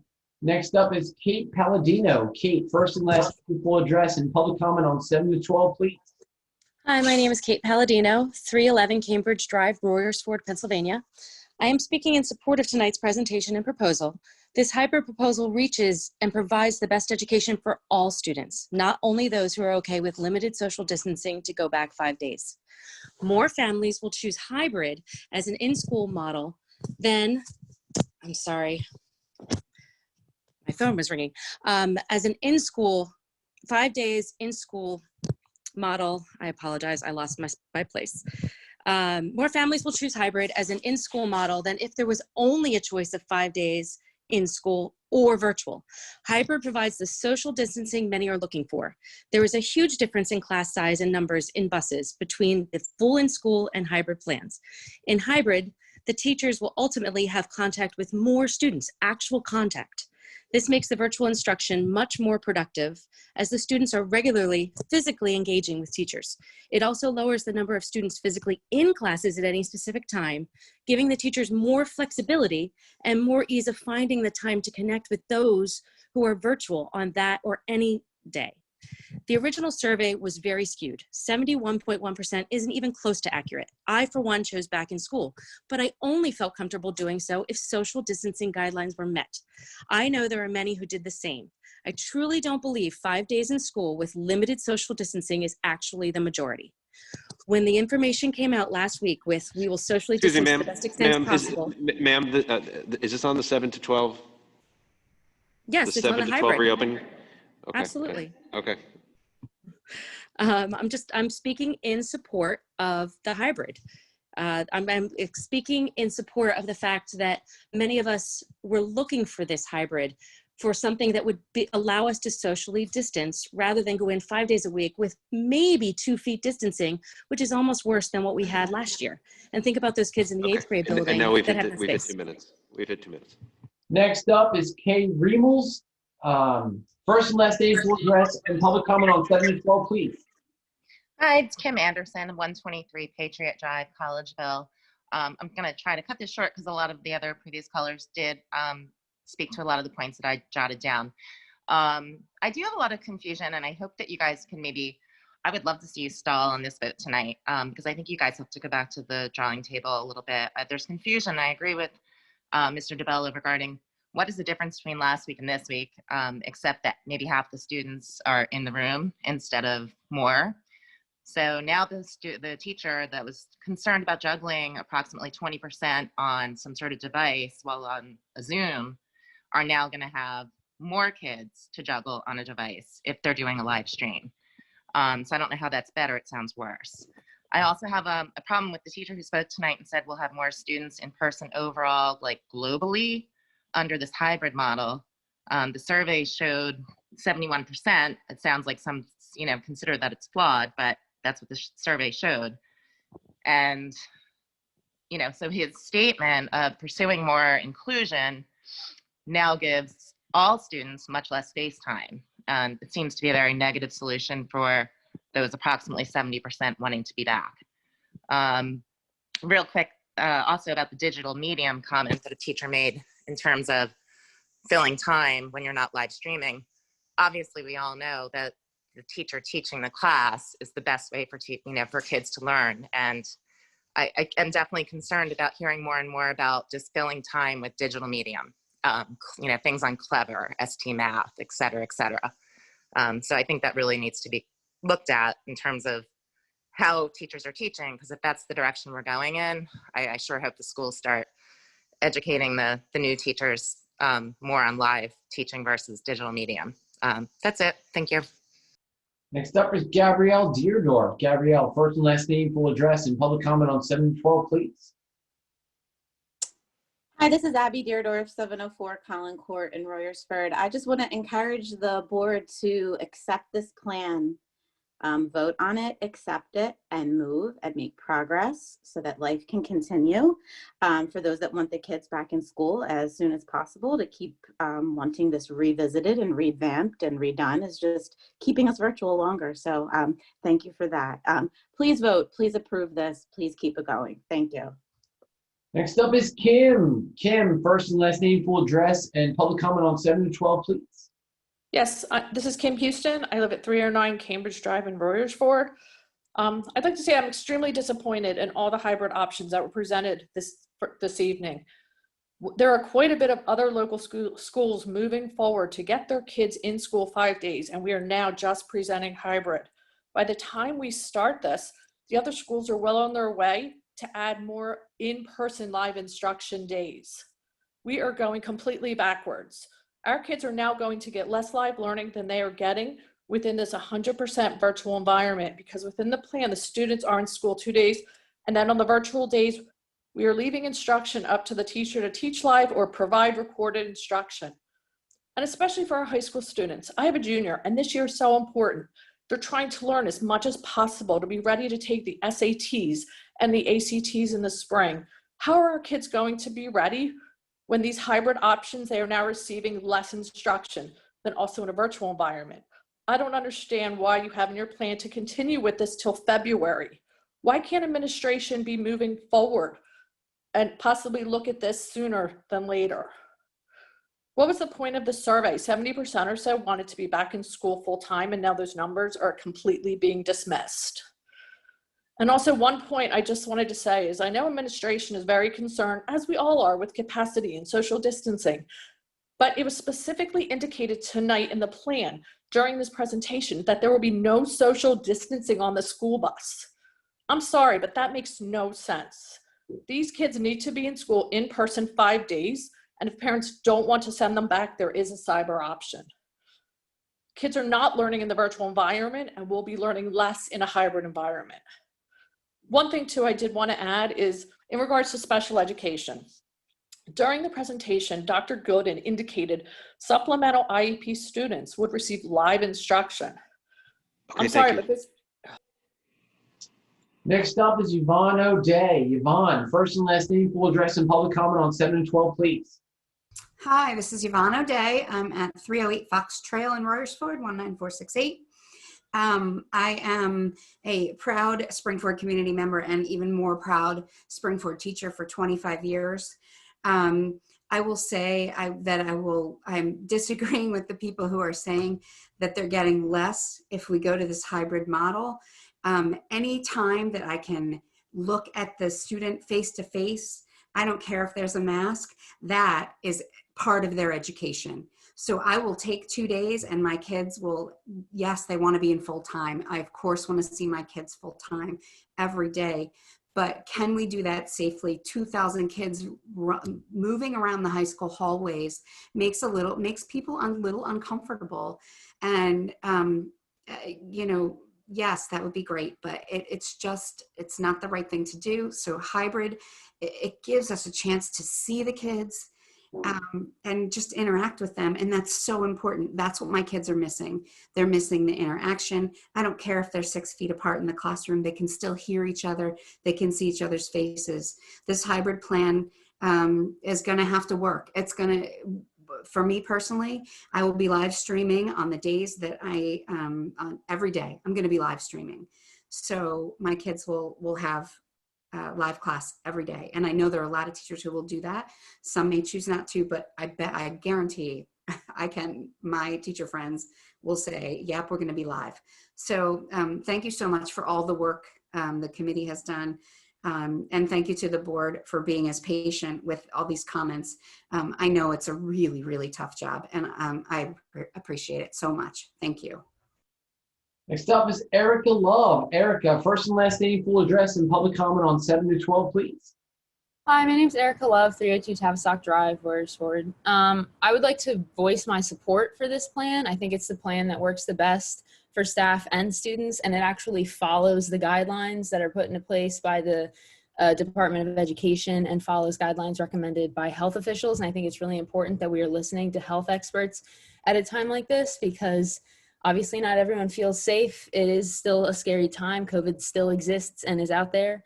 And bringing in everyone 5 days a week does pose an increased risk of spreading the virus, and also increased risk of staff shortages. And I just think that this is the safest option for staff and students, all of the above, every perspective, not just students.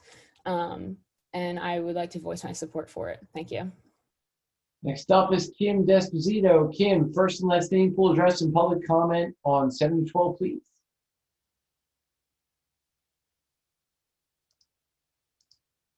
Next up is Sil Callie. Sil, first and last name, full address, and public comment on 7 to 12, please. Samir Kylie, 305 Aronimink Drive. I'm a senior and I am in no way completely representative of the entire student body. However, the majority of us do want to go back to school, but we also understand the risks that are associated with this. Full-time simply isn't feasible at the moment, and complete virtual learning is not ideal for any of us. Although this hybrid model has its faults, it's the best option for us students at the moment. In addition, the cyber learning was referenced on multiple occasions.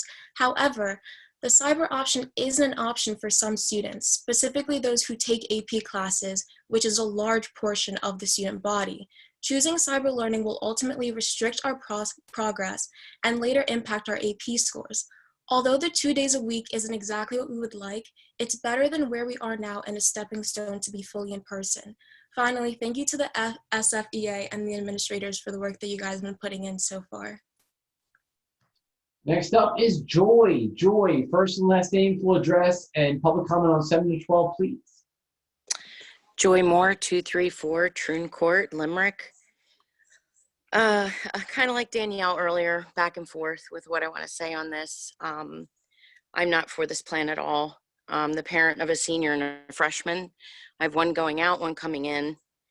And they're actually watching this with me right now, and they're so upset. I'm so upset. I've never ever seen my kids so disconnected and not interested in school ever. It breaks my heart. And I really want you guys to come up with a solid plan, a real plan, and actually listen to us callers. Please. That's all I'm asking. Next up is Hillary Borzillo. Hillary, first and last name, full address, and public comment on 7 to 12, please. Hi, my name is Hillary Brazillo. I live at 193 Country Ridge Drive, Royersford, PA. And I just want to say that it's that time of year where the numbers are going up and people are going to be interacting with their family members during the holiday season. And I know that there's no great solution here, but it sounds like the board and the school district has come up with a nice compromise that helps keep the kids safe, considering the large numbers within the school. It sounds like some of the issues that are coming up about the virtual learning are issues that go beyond the classroom, and that I just would appreciate that the loudest voices are not the only ones heard. I would like them all to be heard, so thank you. Next up is Courtney Doherty. Courtney, first and last name, full address, and public comment on 7 to 12, please. Hi, yes, my name is Courtney Doherty. I live at 23 2nd Avenue, Schwenksville, Pennsylvania. I just want to echo a lot about what a lot of parents are saying, that the hybrid option was an option because of the 71%, because people do want their kids to go back into the school setting. Last week when Dr. Gooden made his presentation, he said none of the teachers were comfortable with the current hybrid situation, which is why it sounds like the teachers are being wishy-washy. They're not. They're compromising. This is a compromise for the hybrid. So I urge the board to vote in favor of it, but it doesn't mean it's permanent. I mean, we're a month into the last one we voted on, and it's changing it. It doesn't mean we can't change it to make it better, but this is a start. It's a stepping stone. It's a compromise between the kids who want to do virtual and the kids who want to go back full time. This is a safe compromise that the teachers are comfortable with, the board is comfortable with, and the parents are comfortable with. This is just a stepping stone. So I urge the board to please vote for this, but to continue to evolve it moving forward. Thank you so much. Next up is... We're going to stop there, Mr. Catalano. We've reached that time period that I mentioned a little while ago. So if anyone is still on that Zoom, if they would like to please email their comments to, is it boardcomment.com, Ms. Crow? I'm sorry, boardcomment@spring-forward.net. And we will certainly look at those, review those emails, and have them attached to the minutes also. But we are going to move forward at this point. And just to, I wouldn't say comment, but just to kind of put things in perspective before I go ahead and call for the vote, one final comment from me was that it was not my understanding that this is teaching the same criteria twice a week.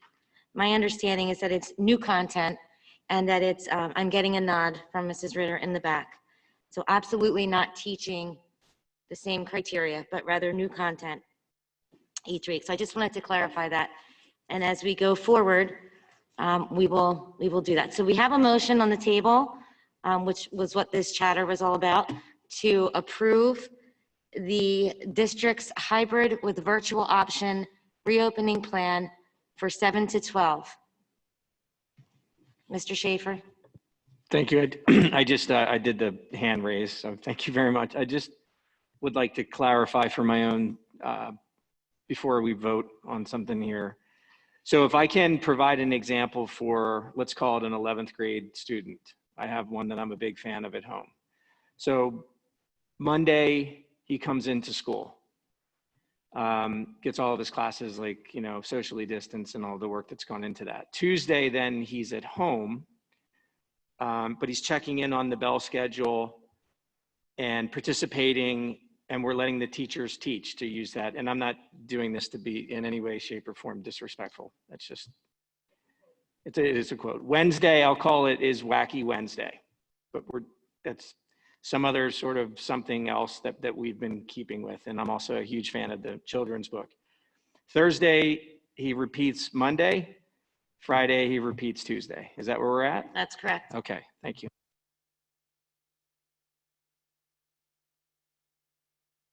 So I had made the motion and Dr. Wright had seconded the motion.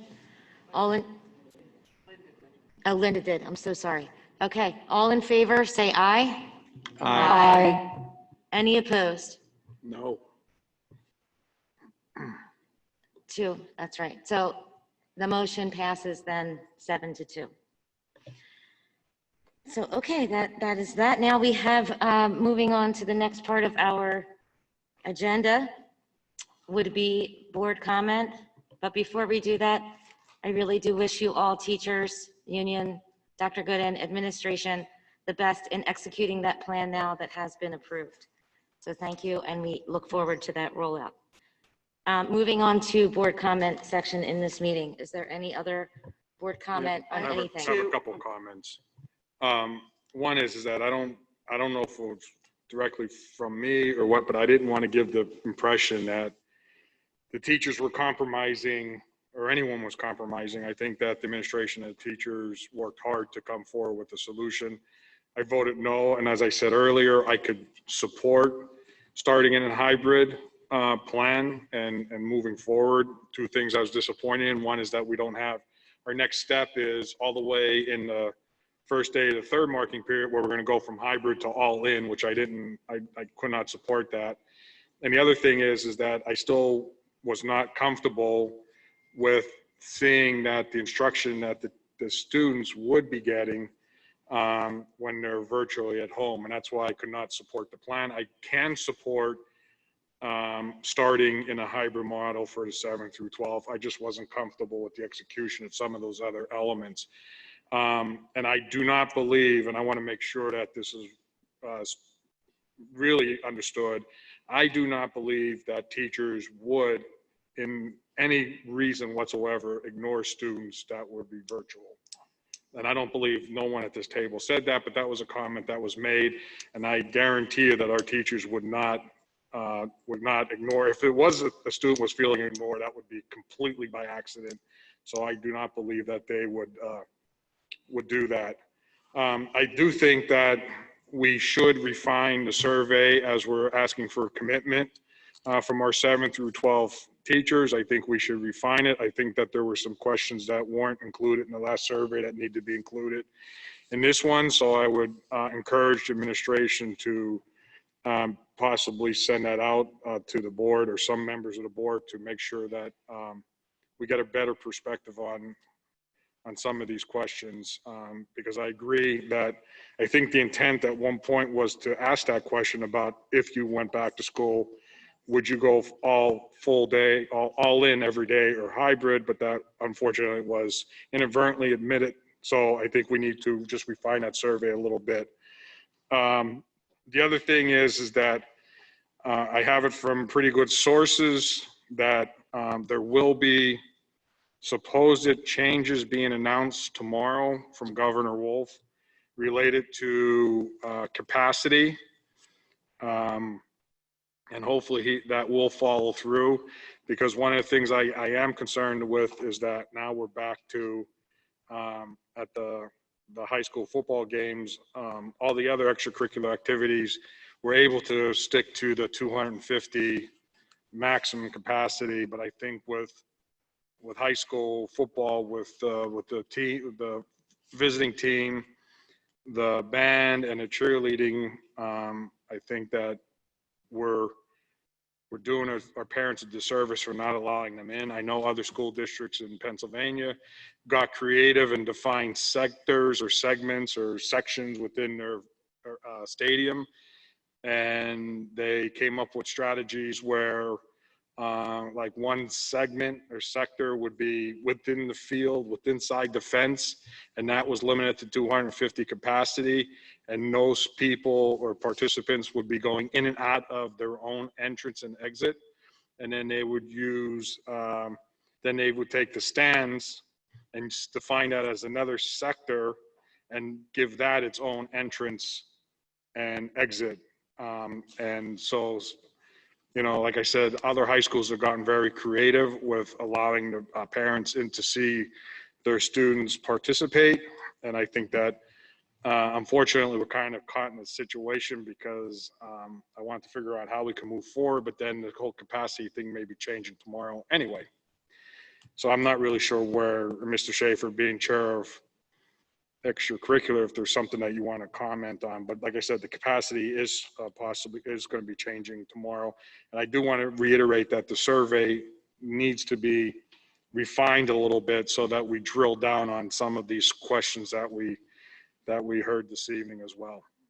So thank you. Mr. Schaefer, before you comment on that, before we move off of that survey piece. Oh, I'm sorry. I'm sorry. One other quick thing, and somebody brought up a really good point about cases within the school district. All the information is on the county website, and it's broken down by borough or township. So it tells you everything that you need to know about what's going on in Montgomery County. It tells you everything that needs to go on, know what's going on within Springford, because Springford is made up of you know, really 4 municipalities, 3 major municipalities, you know, Upper Providence, Limerick, Royersford, and as well as a portion of Spring City. That, of course, would be on the Chester County side, but Montgomery County does a really good job of keeping up to date with cases of positive and you know, deaths and everything else. And I think that and Mr. Fitzgerald, correct me if I'm wrong, but I'm not sure how much we could actually disclose from a district standpoint if there was a student that was infected. Unless, I mean, if you want to just chime in, but. Sure. I've encouraged my clients to have weekly announcements if there has been a positive test within the Springford community, the school community. I would discourage identifying buildings. What I've found in working with other clients that have been open since the start of the school year is it tends to then exacerbate it could be this person from this class who we haven't seen. Whereas in a district your size, that type of resulting behavior likely won't occur. So there should be weekly announcements, but if you drill down to a building, then you can run into FERPA related issues, and HIPAA's absorbed by FERPA. So that's why I would keep it at the kind of the community level, school community. Thank you. And like I said, there's a lot of information on the county website that gives us, you know, specific information regarding the municipalities that make up the Springford School District. So if parents have questions as far as infection rates within our district, you could just easily go on the county website and that information is available. So sorry. That's okay. I just wanted to follow up with what you said about the survey. That first survey that had gone out to establish a baseline was flawed in the respect that we had wanted to have a piece in there about the hybrid. That wasn't, it just didn't make the final revision. But we'll look to see that that's included in the next piece. So I just wanted to go on that. And I'll say that I voted for the hybrid because I do believe it is a stay in school plan with the intention to continue to move forward and get back in school altogether, our ultimate goal. So are there any other? A couple of comments. I respect the position of the board with this vote. I struggle with it because we're going in, we are proposed and supported hybrid with no data whatsoever. We sent out a survey that came back with data, and now we are dismissing that data like it's invalid. You know, I will walk in step with the board on this one, but those are the challenges that I have with this vote. I'm not sure what you mean by no data, because there is data from the health department that, and am I right, Dr. Gooden, that supports a hybrid approach as a return to school. That survey that went out was just that, a survey to establish a baseline, whereas the commitment survey will come out also this week. And my other question is, when does that close? Because I did not see that the closing date of the 7 to 12 survey. I saw it for K through 6 being 10/8, and 7 to 12 is going out 10/7, but when does that close? I don't want anyone to miss. I don't know what that means. The 14th? The 14th, okay. So then just so everyone knows, October 14th, the 7 to 12 commitment survey closes. But Madam President, we could have done hybrid back in August. Hear me out, please. When I say data, there's no data that has been developed from the Springford parents. The same way we developed data based on the last survey. And I just think it's inappropriate now to say that the results that came back were flawed, because you have those parents now are saying, you asked us a question, we gave you an answer, now our answer is meaningless. I will walk in step with the board on this, but those are my struggles. And I do hear what you're saying, and Mr. Fitzgerald and Mr. DeBello, and I in particular worked on that survey, and the question regarding hybrid did not make the final revision that Mr. DeBello will acknowledge was included in the final draft, and Mr. Fitzgerald too. So that's the only part that I say that it was flawed, but it still provided the baseline and the information that Dr. Gooden and the administration needed to be able to start the planning process. And Mr. Jackson, I guess I also look at data, the answers to the question. Yes, there was a question posed and there was raw data. And from that raw data, we have to convert that into information. And what that information told us was we had a lot of people who wanted to come back into the buildings, and from realistically having that number of individuals, that number of students walking through the halls, especially in this building, for example, may be overwhelming, and that might be, but in order to meet that request, in order to meet that desire, the best option might be hybrid, because that gives the opportunity for all 70-some% of those students to step foot in the building. So it may not be the optimum. There's no right answer. And as a board, we've all taken our hits. There's no right answer. There is a perfect answer for each family, but there is not a perfect answer for every family. And so I thank administration, I thank SFEA, technology department, curriculum, certainly. Everybody has worked so hard to pull together the best option today for our families, and where we're going to be in 3 weeks and 5 weeks and 6 weeks in terms of the virus and in terms of infection rates, we don't know that answer. And it may be more and it may be less. But right now, given the information, given where our community is, given where the testing is, and given that we as individual board members as a whole, as a board as a whole, and certainly as a district, want our students back in the building, this seems to be the most prudent first step to achieving that. And so again, I thank everybody for their efforts. Mr. DeBello, I thank you for raising questions about capacity and the implications on sporting events. I have to say, as a member of the board, I'm very, very concerned with the way Springford has handled some of those requirements. I am beyond offended that Springford offered PV tickets to the football game when that was clearly disallowed, and as a board, we did not support that. I don't know who made that choice. I don't know who went out and made that offer, but it was in direct opposition to what the PAC had put out. And as a board, we had supported that PAC decision. So, and then to read that in a newspaper is very upsetting. So I I certainly hope that whatever Mr. DeBello announcement may come out tomorrow or in the future, that we do a better job of adhering to the guidelines and the requirements and following those rules. Thank you. I had a, hold on, please. So, Mr. DeBello, you brought up the conversation around capacity.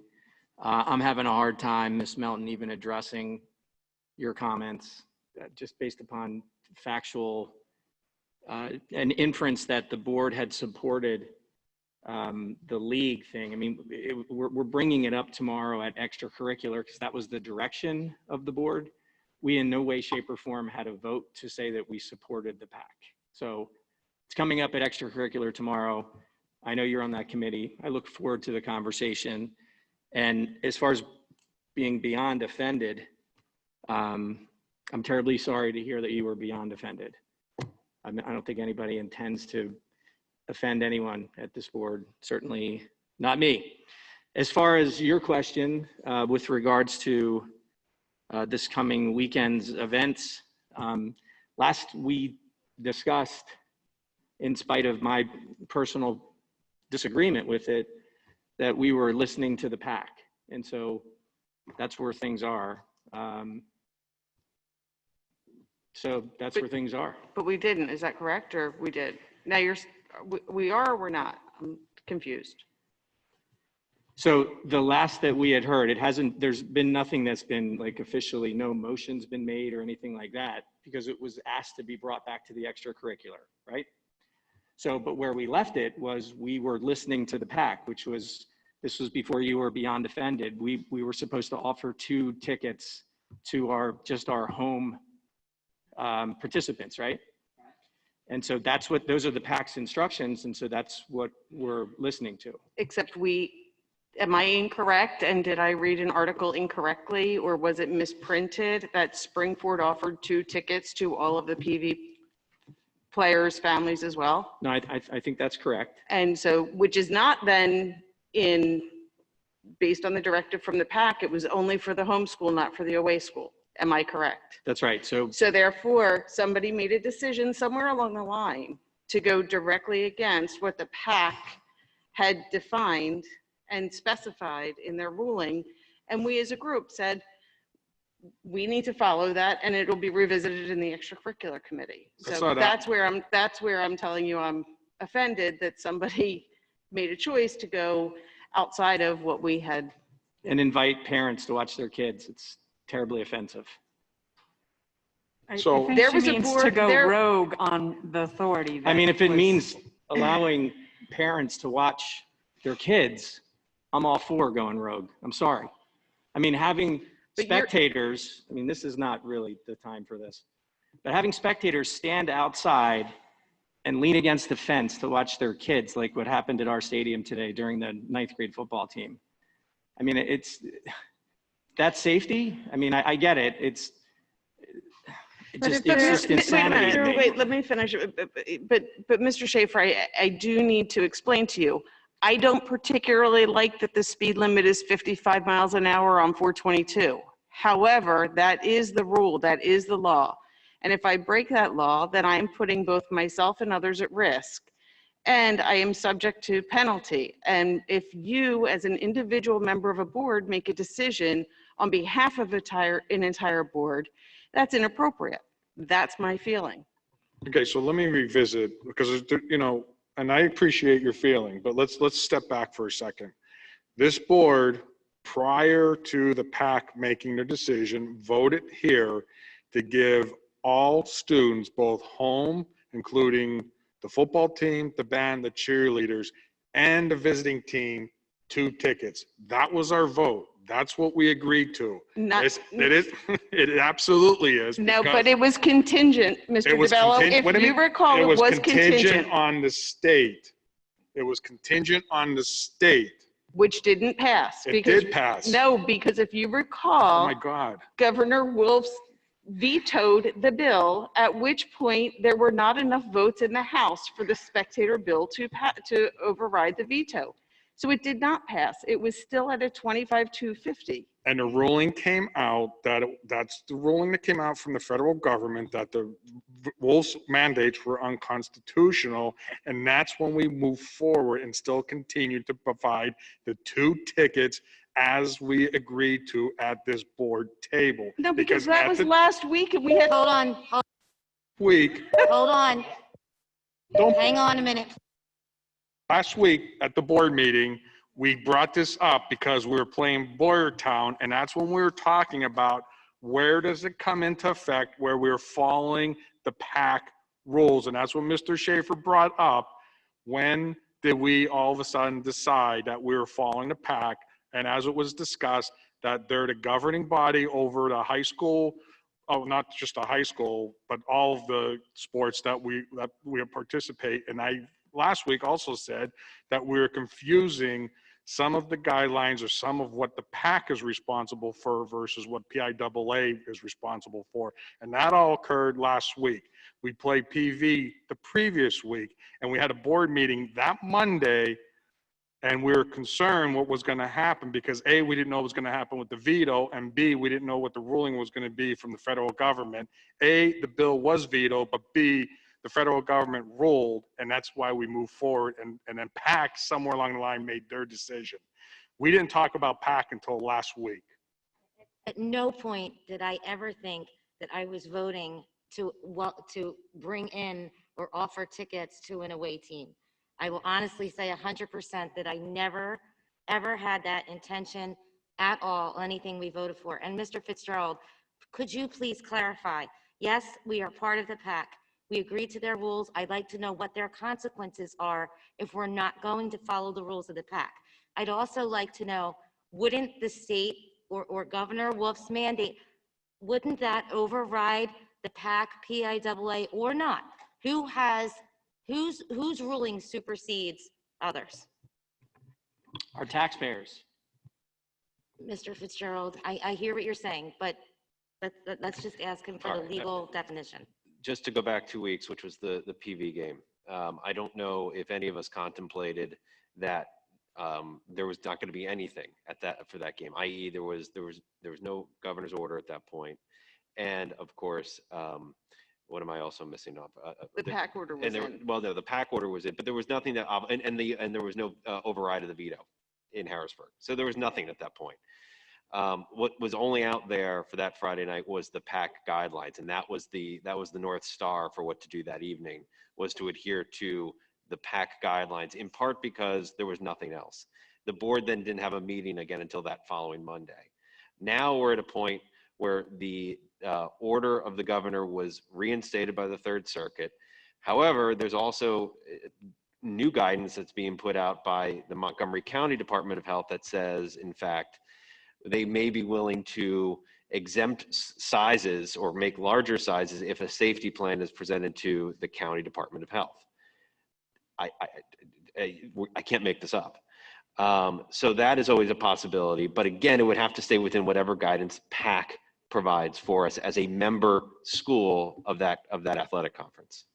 What was the qualifier that we put on the motion It was specific. The qualifier was specific, as I recall, to the bill in Harrisburg. When we made that motion, we said both home and visiting teams. Does anybody have that in print?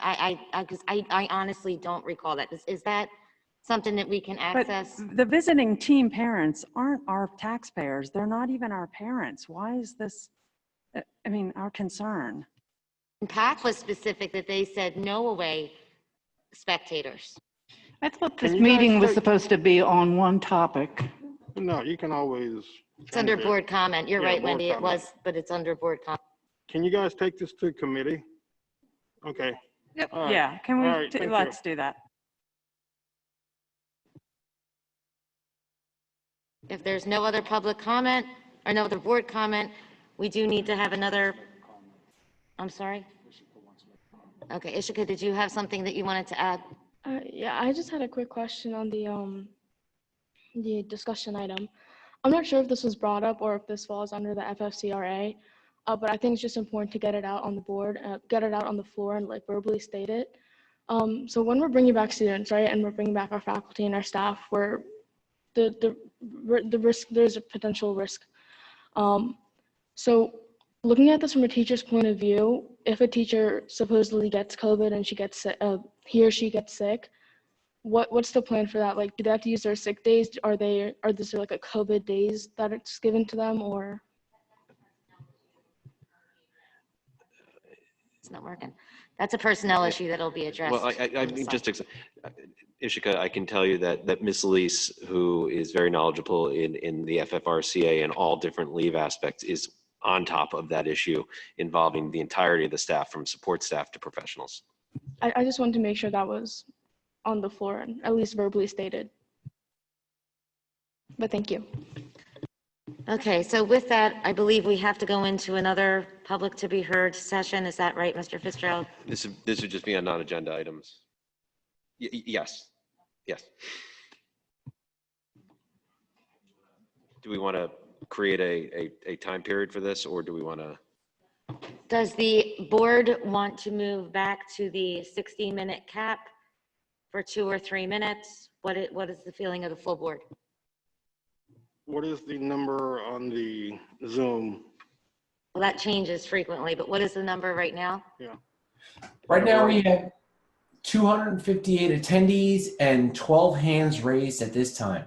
We're going to cap that at 1 hour. Okay, we're going to cap that at 1 hour. Do you want 2 or 3 minutes? I would say 2 so that more people can speak. Would that be okay? Can we check with the PAC on that? Mr. Catalano, can we begin, please? Okay, It is 10:16. First up is Arlene Hudak. Arlene, first and last name, full address. Please unmute yourself and public comment, please. Hi, my name's Arlene Hudak. I live at 10 William Penn Drive in Schwanksville, Pennsylvania. I'm calling tonight. I'm very happy that the board approved the hybrid learning. I think that's important for our kids.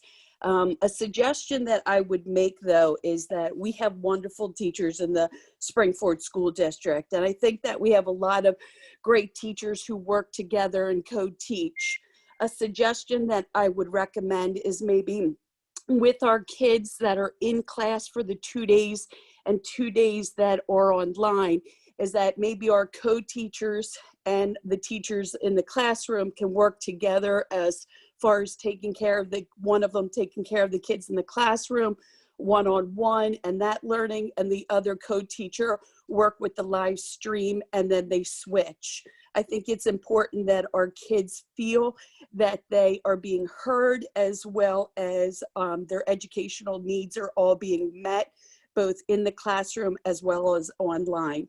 I feel that it's important for our seniors to have a year this year to go in and also talk to the teachers at the FCP so that they can help them make their college choices, look at recommendations, go to their teachers and ask for them, as well as find out more about the colleges that they would like to go to. I appreciate all the work that has been going on the board as well as with the teachers. And I'm very happy that we are at least giving our students an opportunity to get in. We don't know how great Springford will be if we don't get our children in and have all of the good things that were implemented by the administration and the teachers if we don't at least give it a try. I thank you and have a good evening. Next up is Kate Doyle. Kate, first and last name, full address, and public comment, please. Kate Doyle, 310 Woodland Drive, Collegeville. I want to thank the board for approving the hybrid plan for grades 7 through 12 and listening to the guidance offered by the Springford teachers and administration. They are the experts that you have often referenced. Even if you did not like the answers they provided, please recognize that they have the best interest of the students in mind. They know what will and will not work in the classroom. Please trust them. Opening the hybrid model will allow the district to lower the risk of transmission through greater social distancing. Opening hybrid will also allow the returning students to acclimate to the new environment, ensure that the safety precautions can be followed. If things proceed as expected, then eventually, hopefully, all students could return full-time when the risk is low enough. I hope that you will consider the hybrid solution for those in K through 6. I have heard from many parents in the conversations that I've had on Facebook and offline that they wish that the hybrid option was offered for K through 6, and that, as mentioned in many of the calls, returning to class 100% is not an option that they feel is low enough risk, therefore leading to virtual. So please consider revisiting K through 6 as a hybrid option. Thank you for all of your hard work and tireless efforts to ensure the safety of the students and staff. Thank you. Next up is Venkat. First and last name, full address, and public comment, please. You need to unmute yourself. Hi, this is Venkatesh Parigi, 114 Caitlin Drive, Collegeville, Pennsylvania. I made a comment earlier too about the hybrid option. My comment here is I know the board passed 7-2. My concern is, in spite of all the different comments that everybody provided and all the inputs the public provided, you still went with the hybrid option. I don't have a problem with students being in school where parents want to opt in, but my concern is for my kid, she's going to be virtual, but why nobody has addressed the concern of even Mr. DiBello, for that matter, as to how synchronous learning will work for the virtual students. I mean, I don't see a plan. I hope to see something in the future, at least before the next board meeting, that the school administration is going to talk about extensively using further technology or new webcams or whatever they want to install in the classrooms to allow live streaming of all classes. And my main concern here is the teachers, not the district administration, were very clear about what would not be live and what would be live. And what does it mean really to us? And what does it mean to the junior who is in my house? So I need to understand that option. Secondly, safety and security is being compromised severely. And based on all the recommendation of 6 feet and stuff, you say there's nothing on the buses. Even though my kids are not going to be on the bus, but still I'm concerned that a lot of kids are going to be exposed to that as well. Last one thing I have not seen, hopefully, is a virtual option even post-February. What if by chance? Why are you not prepared for eventuality that this entire academic year may extend, to be virtual, or we don't know how this pandemic is going to span out. So I hope that you guys are thinking seriously about expanding the tech. Next up is Colleen. Colleen, first and last name, full address, and public comment, please. Hi, this is Colleen Emmons, 715 Black Rock Road. I'm coming back with my comment. Thank you, Mr. DiBello, for trying to offer some answers. I just wanted to be sure, is that something you guys are going to do, is going to email us once a week of the number of cases in the Springford district? Next up is Cindy Wisniewski. Cindy, first and last name, full address, and public comment, please. Hi, this is Cindy Wazinski. It's 3 Twilight Circle, Collegeville. I've been listening to these board meetings, every one that's on, and I have one comment that doesn't seem to be addressed at all by any of the participants, and that is whether or not our students are making progress. Are they having meaningful educational experience, whether it's virtual or hybrid? In my house personally, we have one student that is making progress and one that is regressing. So, how are you monitoring it? And this kind of like in between thing where you're trying to satisfy everybody, give a little bit here, give a little bit there. If there's kids that aren't progressing, then, your plan's not working. So I want you to keep.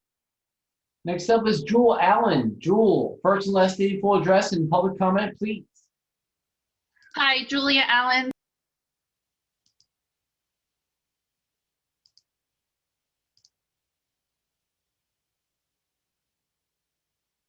Sorry, Jewel, we lost you for a second. Please unmute. Hi, did you guys get my address, or do I need to say it again? Please repeat. Okay, Julia Allen, 17 Charmar Lane in Royersford. I have 3 points. One, since you guys did decide to go back hybrid, will the kids have an opportunity to come in and tour the schools? There are a lot of kids switching buildings this year, and that's a huge concern. That's my first point. My second point is, since clearly the board did not listen to any of the parents saying that they wanted their kids back full time, why are we not just starting now? Why are we waiting until November to bring them back hybrid? Start them now. There's no point in waiting, because this is the same freaking schedule that you had the first time back in July. As you can tell, I'm pretty ticked off. The third point is, if you don't have kids in Springford, board members, then I don't think it is just, you don't understand that it's a parenting issue. You're a board member, you're supposed to care. I'm so appalled that for stating that you don't care about the Wednesdays, because you're not dealing with it. You're not up until 11:30 at night with your child after working all day trying to get his homework done. I'm appalled at you. That's all I have to say. Next up is Michael Lebedinsky. Michael, first and last name, full address, and your public comment, please. Michael Lebedinsky, 2005 Willowwood Drive, Royersford. First, I want to point out the complete lack of accountability within the board.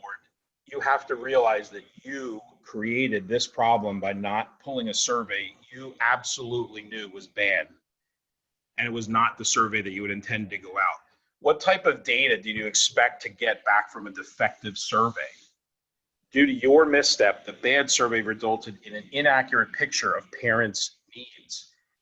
From this bad data followed bad decisions, which you now have to pull back on based on actual parent feedback. You created this problem with a bad survey. That was a bad decision, and there's no accountability for that. You also created this problem by not listening to the SFEA early and often.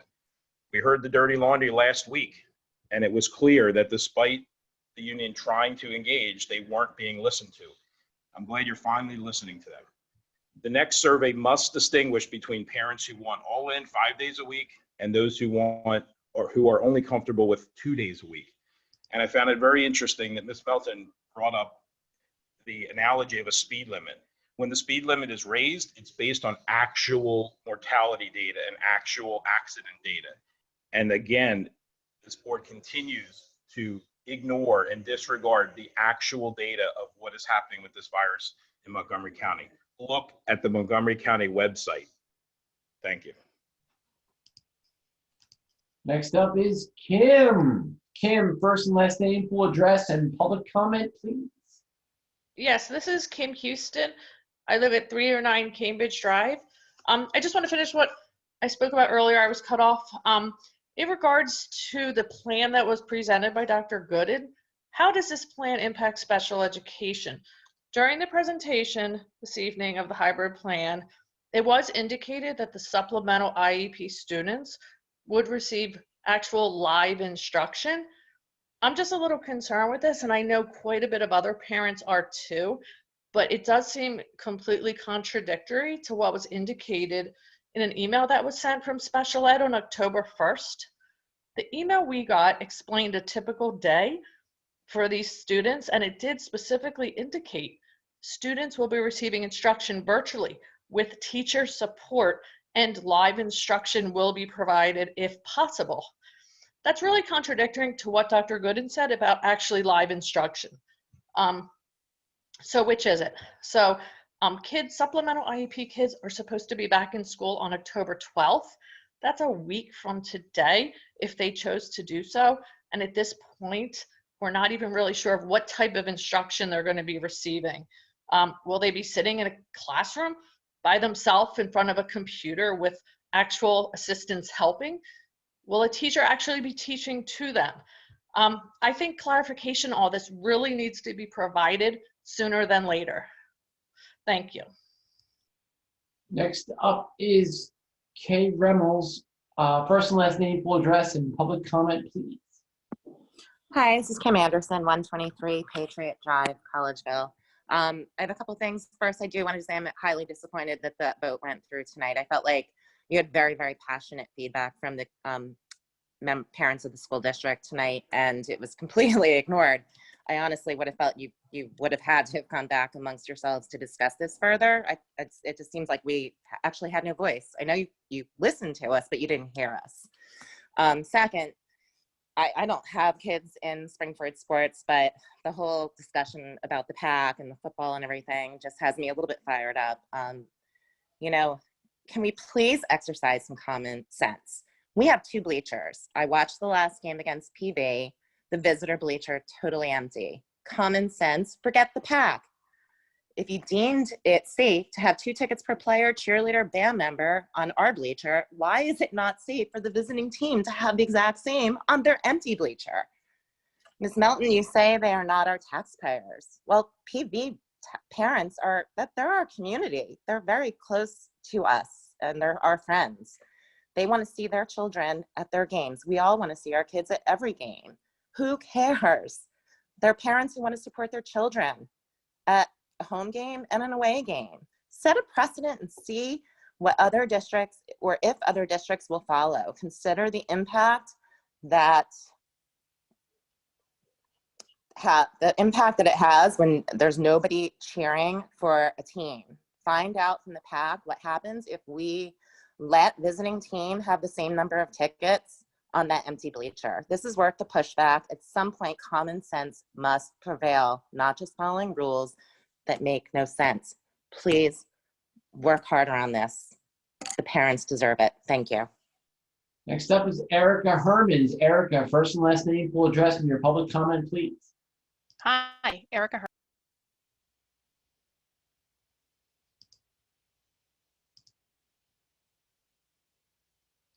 Erica, we lost you. Go ahead. Oh, where did you lose me? Can you hear me okay? Go ahead. Okay. There was a comment made that elementary kids are likely to be able to maintain the 4 to 5 foot distancing within the classrooms. This was not the message last week, and this is not necessarily true. I've talked to teachers and staff in both of my children's buildings, and at Brook, for example, with a max of 24 kids in the classroom, there's approximately 2 feet of distancing. 2 feet, not 4 to 5 feet, which is a considerable difference. With 20 to 21 kids, it's 3 feet. 16 to 18, it's 4 feet. It's just math. And I would bet that our elementary schools are not going to have the class sizes of 12 to 15 kids, which is necessary to maintain even the 5 foot distancing that is being suggested.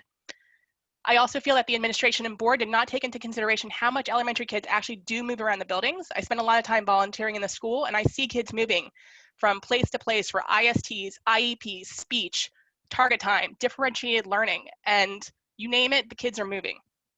So overall, I think there are statements that are being made in these board meetings really without care, which is leading to general misinformation when parents need transparency. How can families make an educated decision when the messaging is inconsistent from week to week? If the school could guarantee 4 to 5 foot distancing, some families might be more inclined to choose live in-person instruction. But do not lead families who are on the fence into this false sense of security when it comes to our children's health by claiming 4 to 5 feet. When the surveys are still out and the math doesn't add up. Be straightforward, consistent, and choose your words wisely.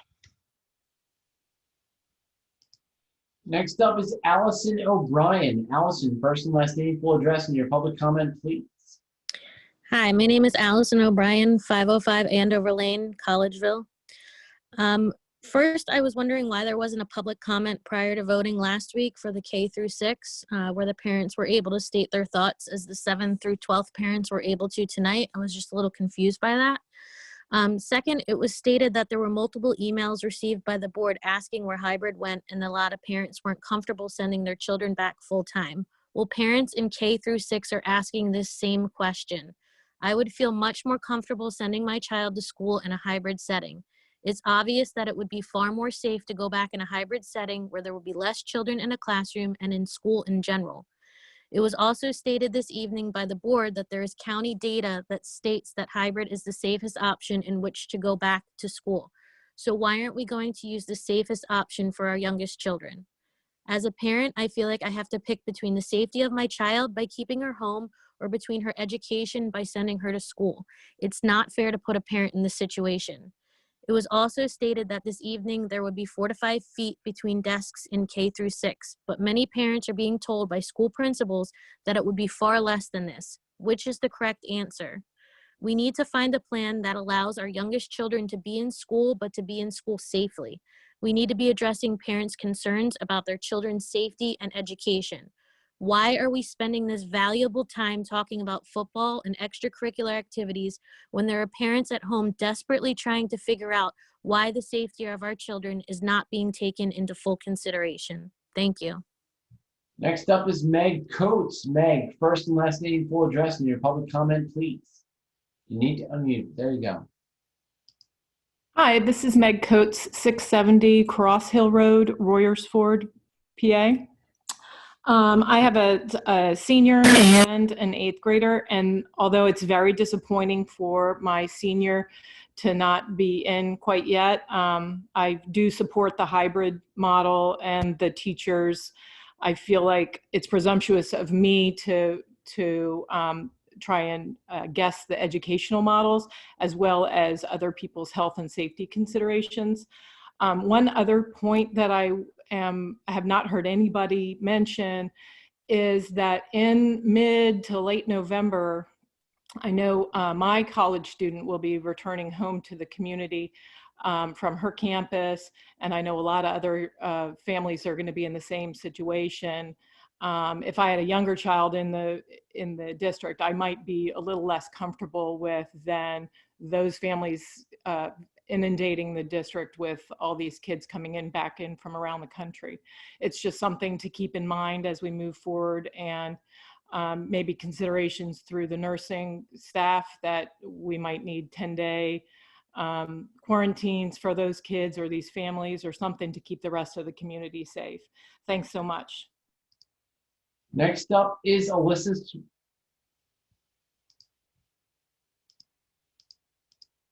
Sorry, Alyssa, you don't have a mic. Next up is Joy Crow. Joy, first and last name, full address, and your public comment, please. Hi, this is Joy Crowell, 5 Linden Way, Collegeville, PA, 19426. I want to say that I'm very disappointed in the vote today. I'd also like to say that I support my teachers 100%. I think they're doing a great job, and good luck to you all, because this sounds like this hybrid model is 2 full-time jobs. Good luck to all the students, because this sounds like it's 2 full-time jobs for them as well. Also, I would like to say to you, Colleen, that I am very offended and appalled by your comment tonight, where you are telling callers to please only call and comment on things that have not been commented on. We are taxpayers, and if you have to sit there and listen to every single comment, and that goes until 4 o'clock in the morning, then that's what it should be. Nobody's cutting you off each week. Everybody is listening to you. We have a right to talk and speak about whatever we want. So if you have to hear the same topic over and over and over again, then that's what you should do. Thank you. Next up is Jill Shadler. Jill, first and last name, full address, and your public comment, please. Jill Shadler, 247 Hafner Road in Royersford. I'd like to echo a previous caller that if we have now approved this ludicrous plan, we might as well start now. Get it going. To the 7 board members who voted yes, you are publicly elected officials. You did not represent the majority that has been stating their opinion, and you should all be voted out. I hope everybody votes you out. Thank you.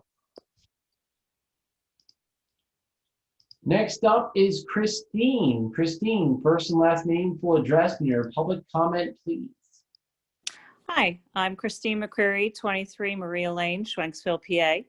I want to thank the board for voting for the hybrid plan and putting safety first for our staff, our students, and everybody else that works in the building, the teachers and the principals as well. I think the coronavirus is here to stay for a little while, and then we're going to have flu on top of that. And as an earlier caller mentioned, we're going to have a lot of college students coming back to their families. One thing I did notice in the slideshow is that one day the 7th and 8th graders would be back, and the 9th graders would be back first to get the technology up and running. But the 10th graders aren't going to have a chance to be in the building earlier than when all the juniors and the seniors come in. So I'd like to ask that we consider having some sort of 10th grade orientation so the students can learn that building a little bit. My 6th grader went to bed already, but one of the things that she is most upset about is that she also didn't get a hybrid option. And she's also very sad that she doesn't have recess this year. So I'm really hoping that there's a way that they can get those kids outside if we choose to send her back. And to be honest, I was really waiting to hear what tonight's vote was going to be before we make that decision for her. So she would like a hybrid plan if that is at all on the table. But again, I appreciate you putting safety first. Thank you so much for your time. I know that you did. Next up is Trish Paleo. Trish, first and last name, full address, and your public comment, please.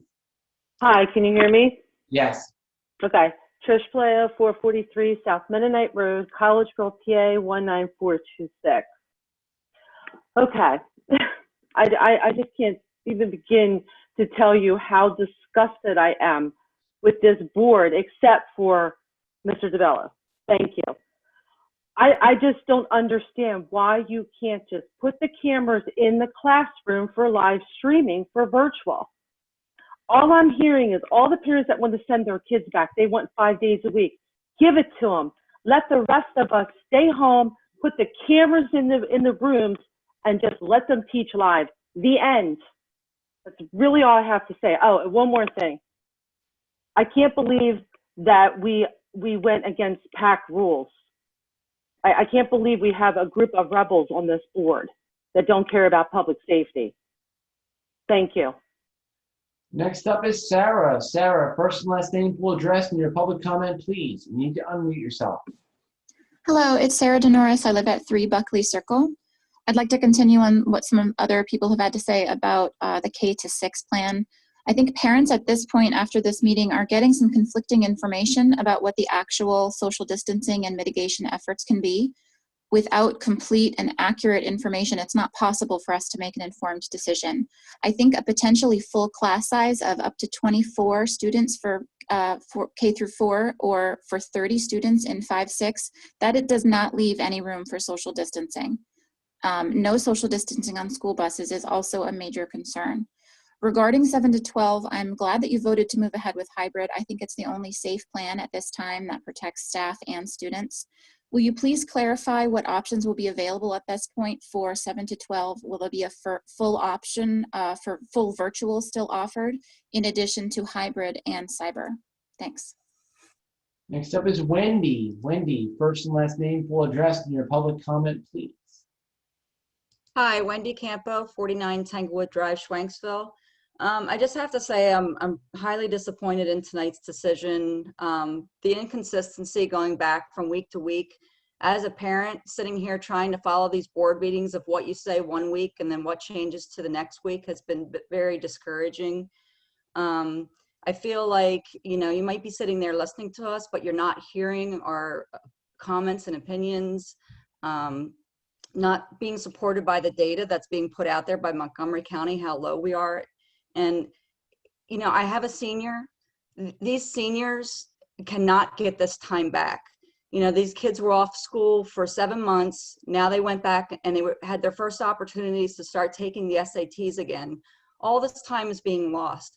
All these things that they're supposed to be learning in their senior year, having these programs like broadcasting, like one of the parents had mentioned earlier, a broadcasting 2 major cannot get this time back. Going back only 2 days a week, what is opportunities are being given to these students? They're not equal opportunities, as one of the teachers has expressed earlier this evening. Looking at this, I mean, I'm glad that the kids possibly maybe starting to go back in school in November, but why are we waiting and putting out there that let's wait until the next semester to figure out what's going to happen? Let's look at this a lot sooner. Let's reevaluate every 2 weeks or something, not say, oh, let's do it next quarter. I really think we need to look at things a little deeper. Maybe think outside the box. 2 days in, 2 days out, 1 day off. Honestly, I'm telling you, These kids are not all of these kids on Wednesdays are actually doing activities. It's almost like a day off. It's almost like a sleep-in day. Okay, We thank you. need to start thinking. Next up is Mary Jo McNamara. Mary Jo, first and last name, full address, and public comment, please. Need it. Hi, Mary Jo McNamara, 187 Abbey Drive, Royersford, PA. So I'm extremely disappointed in the board's vote tonight. I don't understand the inconsistencies and the contradictions. I am appalled by a board member telling me that it's the parents' responsibility to figure out what to do and what time to get my child up on a Wednesday. Wednesday is a school day. Figure it out. Tell us what we need to do. That's absurd. I don't know what kids are going to do in the hybrid model when there is no live streaming and it's a pre-recorded video and a child has a question. I sit here right next to my senior, and in every single class he's asking a question. Every single class. So what happens to the kids that need to ask those questions and the teacher's not available because this teacher's teaching the 15 kids in the classroom? I didn't hear anything about that. Also, I want to reiterate, there are 20, I don't want to be called the loudest. I want to be called the majority. It's the majority. Whether you like the survey or not, that's the numbers. There are 20% of people that want to be 100% virtual. You all said yourselves, and the teachers union said themselves, those students that are 100% virtual will be left behind. That's a joke. So thanks for not representing us. Next up is someone on the phone, 737. First and last name, full address, and your public comment, please. You need to unmute yourself. Hi, can you hear me? Yes. Hi, my name is Ashley Swanson, 25 Springfield Drive, Collegeville. So I understand that K through 6 is not on the agenda, but as I'm hearing the board meeting unfold, I'm understanding that your driving force is reducing class sizes in 7 through 12. So I'm reiterating, why is that not being done K through 6? I've heard that the word self-contained classrooms, and that's why K through 6 is not considering a hybrid model. I would implore you to reconsider a hybrid model, because self-contained classrooms are not synonymous with reduced class sizes, which allows for proper social distancing. And in these elementary schools, we're talking about reshuffling the children, new teachers, if you're virtual or if you're in person.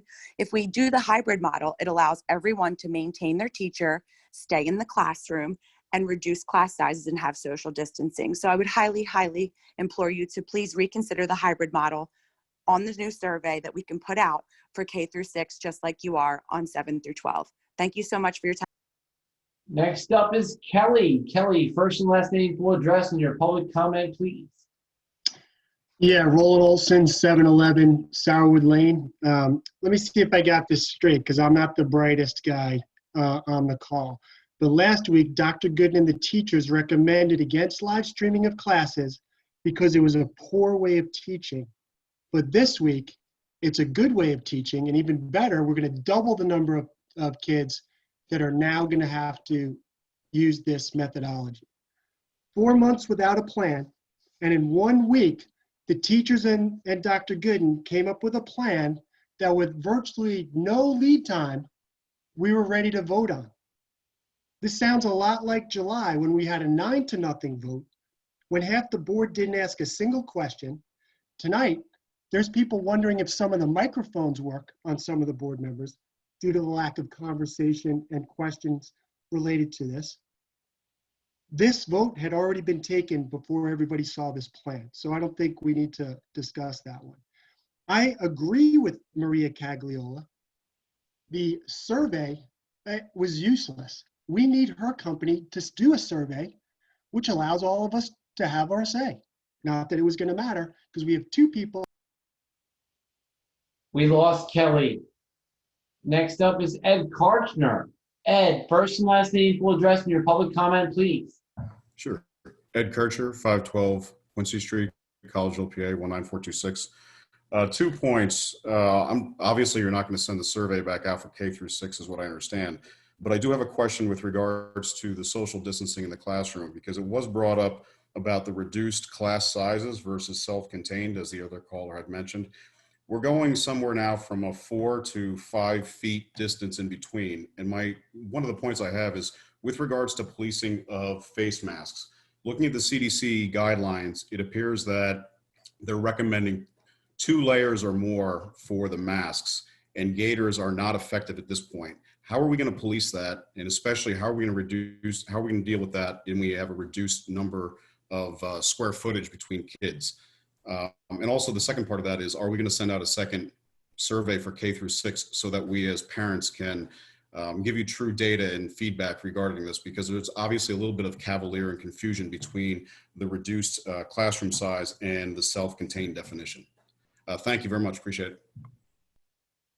Next up is Olivia Trago. Olivia, first and last name, full address, and public comment, please. Hi, I'm Olivia Trago, and I live in 151 Westridge Pike, Royersford, PA 19468. I'm in 10th grade, and I'm not speaking on behalf of all the sophomores, but we feel left out. We are the ones who actually have to learn and participate in what's happening. And I've been speaking with some of my fellow classmates, and it just is frustrating feeling like our opinions don't matter, and we're constantly pushed down, and we're not being listened to. And that's all I have to say. Thank you. There are no more hands raised at this time. Okay, thank you. That will end public comment then. Just a couple of things that I wanted to clarify because of those comments and because we won't meet again. Well, actually, we will meet again next week because it's a work session. If I'm correct, is that right, Dr. Gooden? October 12th, that's right. Okay, but just to clarify, especially with the 2 surveys that are out there, the K through 6 is still open and closes on October 8th. The 7 to 12 will go out the 7th and be open until the 14th. With that, there was a good question raised about special ed. And Mr. Rizzo, can you clarify for our audience, our callers, what have you, about the special ed? Will that stay the course, or will that be impacted by the hybrid program? Sure, that's a great question, and that was not covered in the presentation, and I apologize for that, but the answer is yes. If they're receiving instruction 4 days a week now or when they come back into the building, that will continue as long as parents choose to take that option. Okay, thank you. One of the other strong pieces I think that came up that needs to be addressed, I don't know if I'd say strong, but one of the other pieces was that K through 6 is also really a hybrid model, because from the baseline that we have for the survey, not all are going to come back in. So with that, it does become a combination of in-person, virtual, or cyber, and really is in and of itself a hybrid model also. Is that correct, Mr. Fitzgerald? Well, the state uses the term blended. They don't actually use the term hybrid. That's fine. And there was a question also, 7 to 12. Yes, Dr. Gooden, you clarified, there is an option for the hybrid, the virtual, or the cyber, correct? That is correct. Students 7 through 12 who want to be virtual 5 days a week have that option. Okay. And another caller had raised the question about a 10th grade initiation. Mr. Rizzo, I saw you shaking your head that might be a possibility. The secondary administration 9 through 12 are looking at creating an opportunity for them to come in as they have in the past, yes. And then I would still ask for Dr. Murray to provide more clarification about Wednesdays as they are. And then Mr. Fitzgerald, where are we left with Friday night? Well, and Mr. DeBello hinted at there could be movement from the state as early as tomorrow with regard to attendance maxes. I hinted at the fact that the county has also given a green light to expand the number of attendees at football games. My recommendation would be, if this is what the board desires, is to empower the administration to go to whatever the maximum extent possible is, but stay within either the mandates of the county or whatever comes out from the governor's office. Don't we already have that from the qualifier that was on the motion that passed previously? No, because I think that was based on that law that was not passed through the veto override. So I don't think there needs to be a motion so much as, is the board supportive of the administration staying within whatever the mandates are of the county or whatever the governor comes out with tomorrow to expand from the 250 max for Friday's football games? I guess the only question I have is what about the PIAA and PAC? Well, PAC, Because I don't think we heard an answer in terms of. they've all punted. Pardon, that's a terrible pun. But PAC clarified that they essentially would go with whatever the district's guidelines became, and PIAA has repeatedly stayed off of that topic and allowed it either for a league or for the schools. So is the board comfortable with giving that direction to administration to allow attendance beyond the 250 to whatever the rule at the time is? Yeah. Say it again, Madam President. I'm sorry? Say it, can you repeat that? No, I can't. I said, is the board, no. I just mean, I don't know if I'm gonna get it exactly the same. Is the board comfortable with giving the direction to administration to basically go with the flow? Whatever the rule is that's out there, there may be more guidance that comes out tomorrow that would expand the existing rule that I guess is in place for the 250. Are we comfortable with giving administration direction to follow along with that specifically for, say, Friday night's game? Yes. Yes. This is either the governor, if they increase it, or the Montgomery County Department of Health guidelines. Correct. Either one. Okay. Thank you. Hey, Dr. Gooden, is that clear? Okay. And with that, is there a motion to adjourn? And wait, sorry, because I want to make sure we're clear. As I said when I made this motion originally, this is both for home and visiting teams. Because it's gonna, the governor's not going to state home or visiting. Well, They're going to just state a number. I think what you're going to come out, what the governor may come out with tomorrow, and I'm certainly aware of what the county is doing, is they want a numbers count. And I suspect that in our discussion, not mine, but the athletic department's discussion with the county, they will be able to come up with the maximum number that they would then greenlight our ability to have them in the stands. Whether that's away fans or not, I'm not sure, but the maximum number of attendees. If the PAC further qualifies that as I don't think we should, the PAC will not be. The PAC will not be after what they will not be. I'm sorry, you can't see it, but I'm laughing and foaming at the mouth all at the same time. Because I guess the PAC had their week in the sun. It was great. So as a courtesy to the board, after tomorrow night's extracurricular committee, if there's an update, which I suspect it sounds like there will be, I'll spin around notes and provide you all with an update via email as a mechanism to communicate unless something is sent around prior to that. Okay, do we have a motion to adjourn? So moved. Meeting adjourned.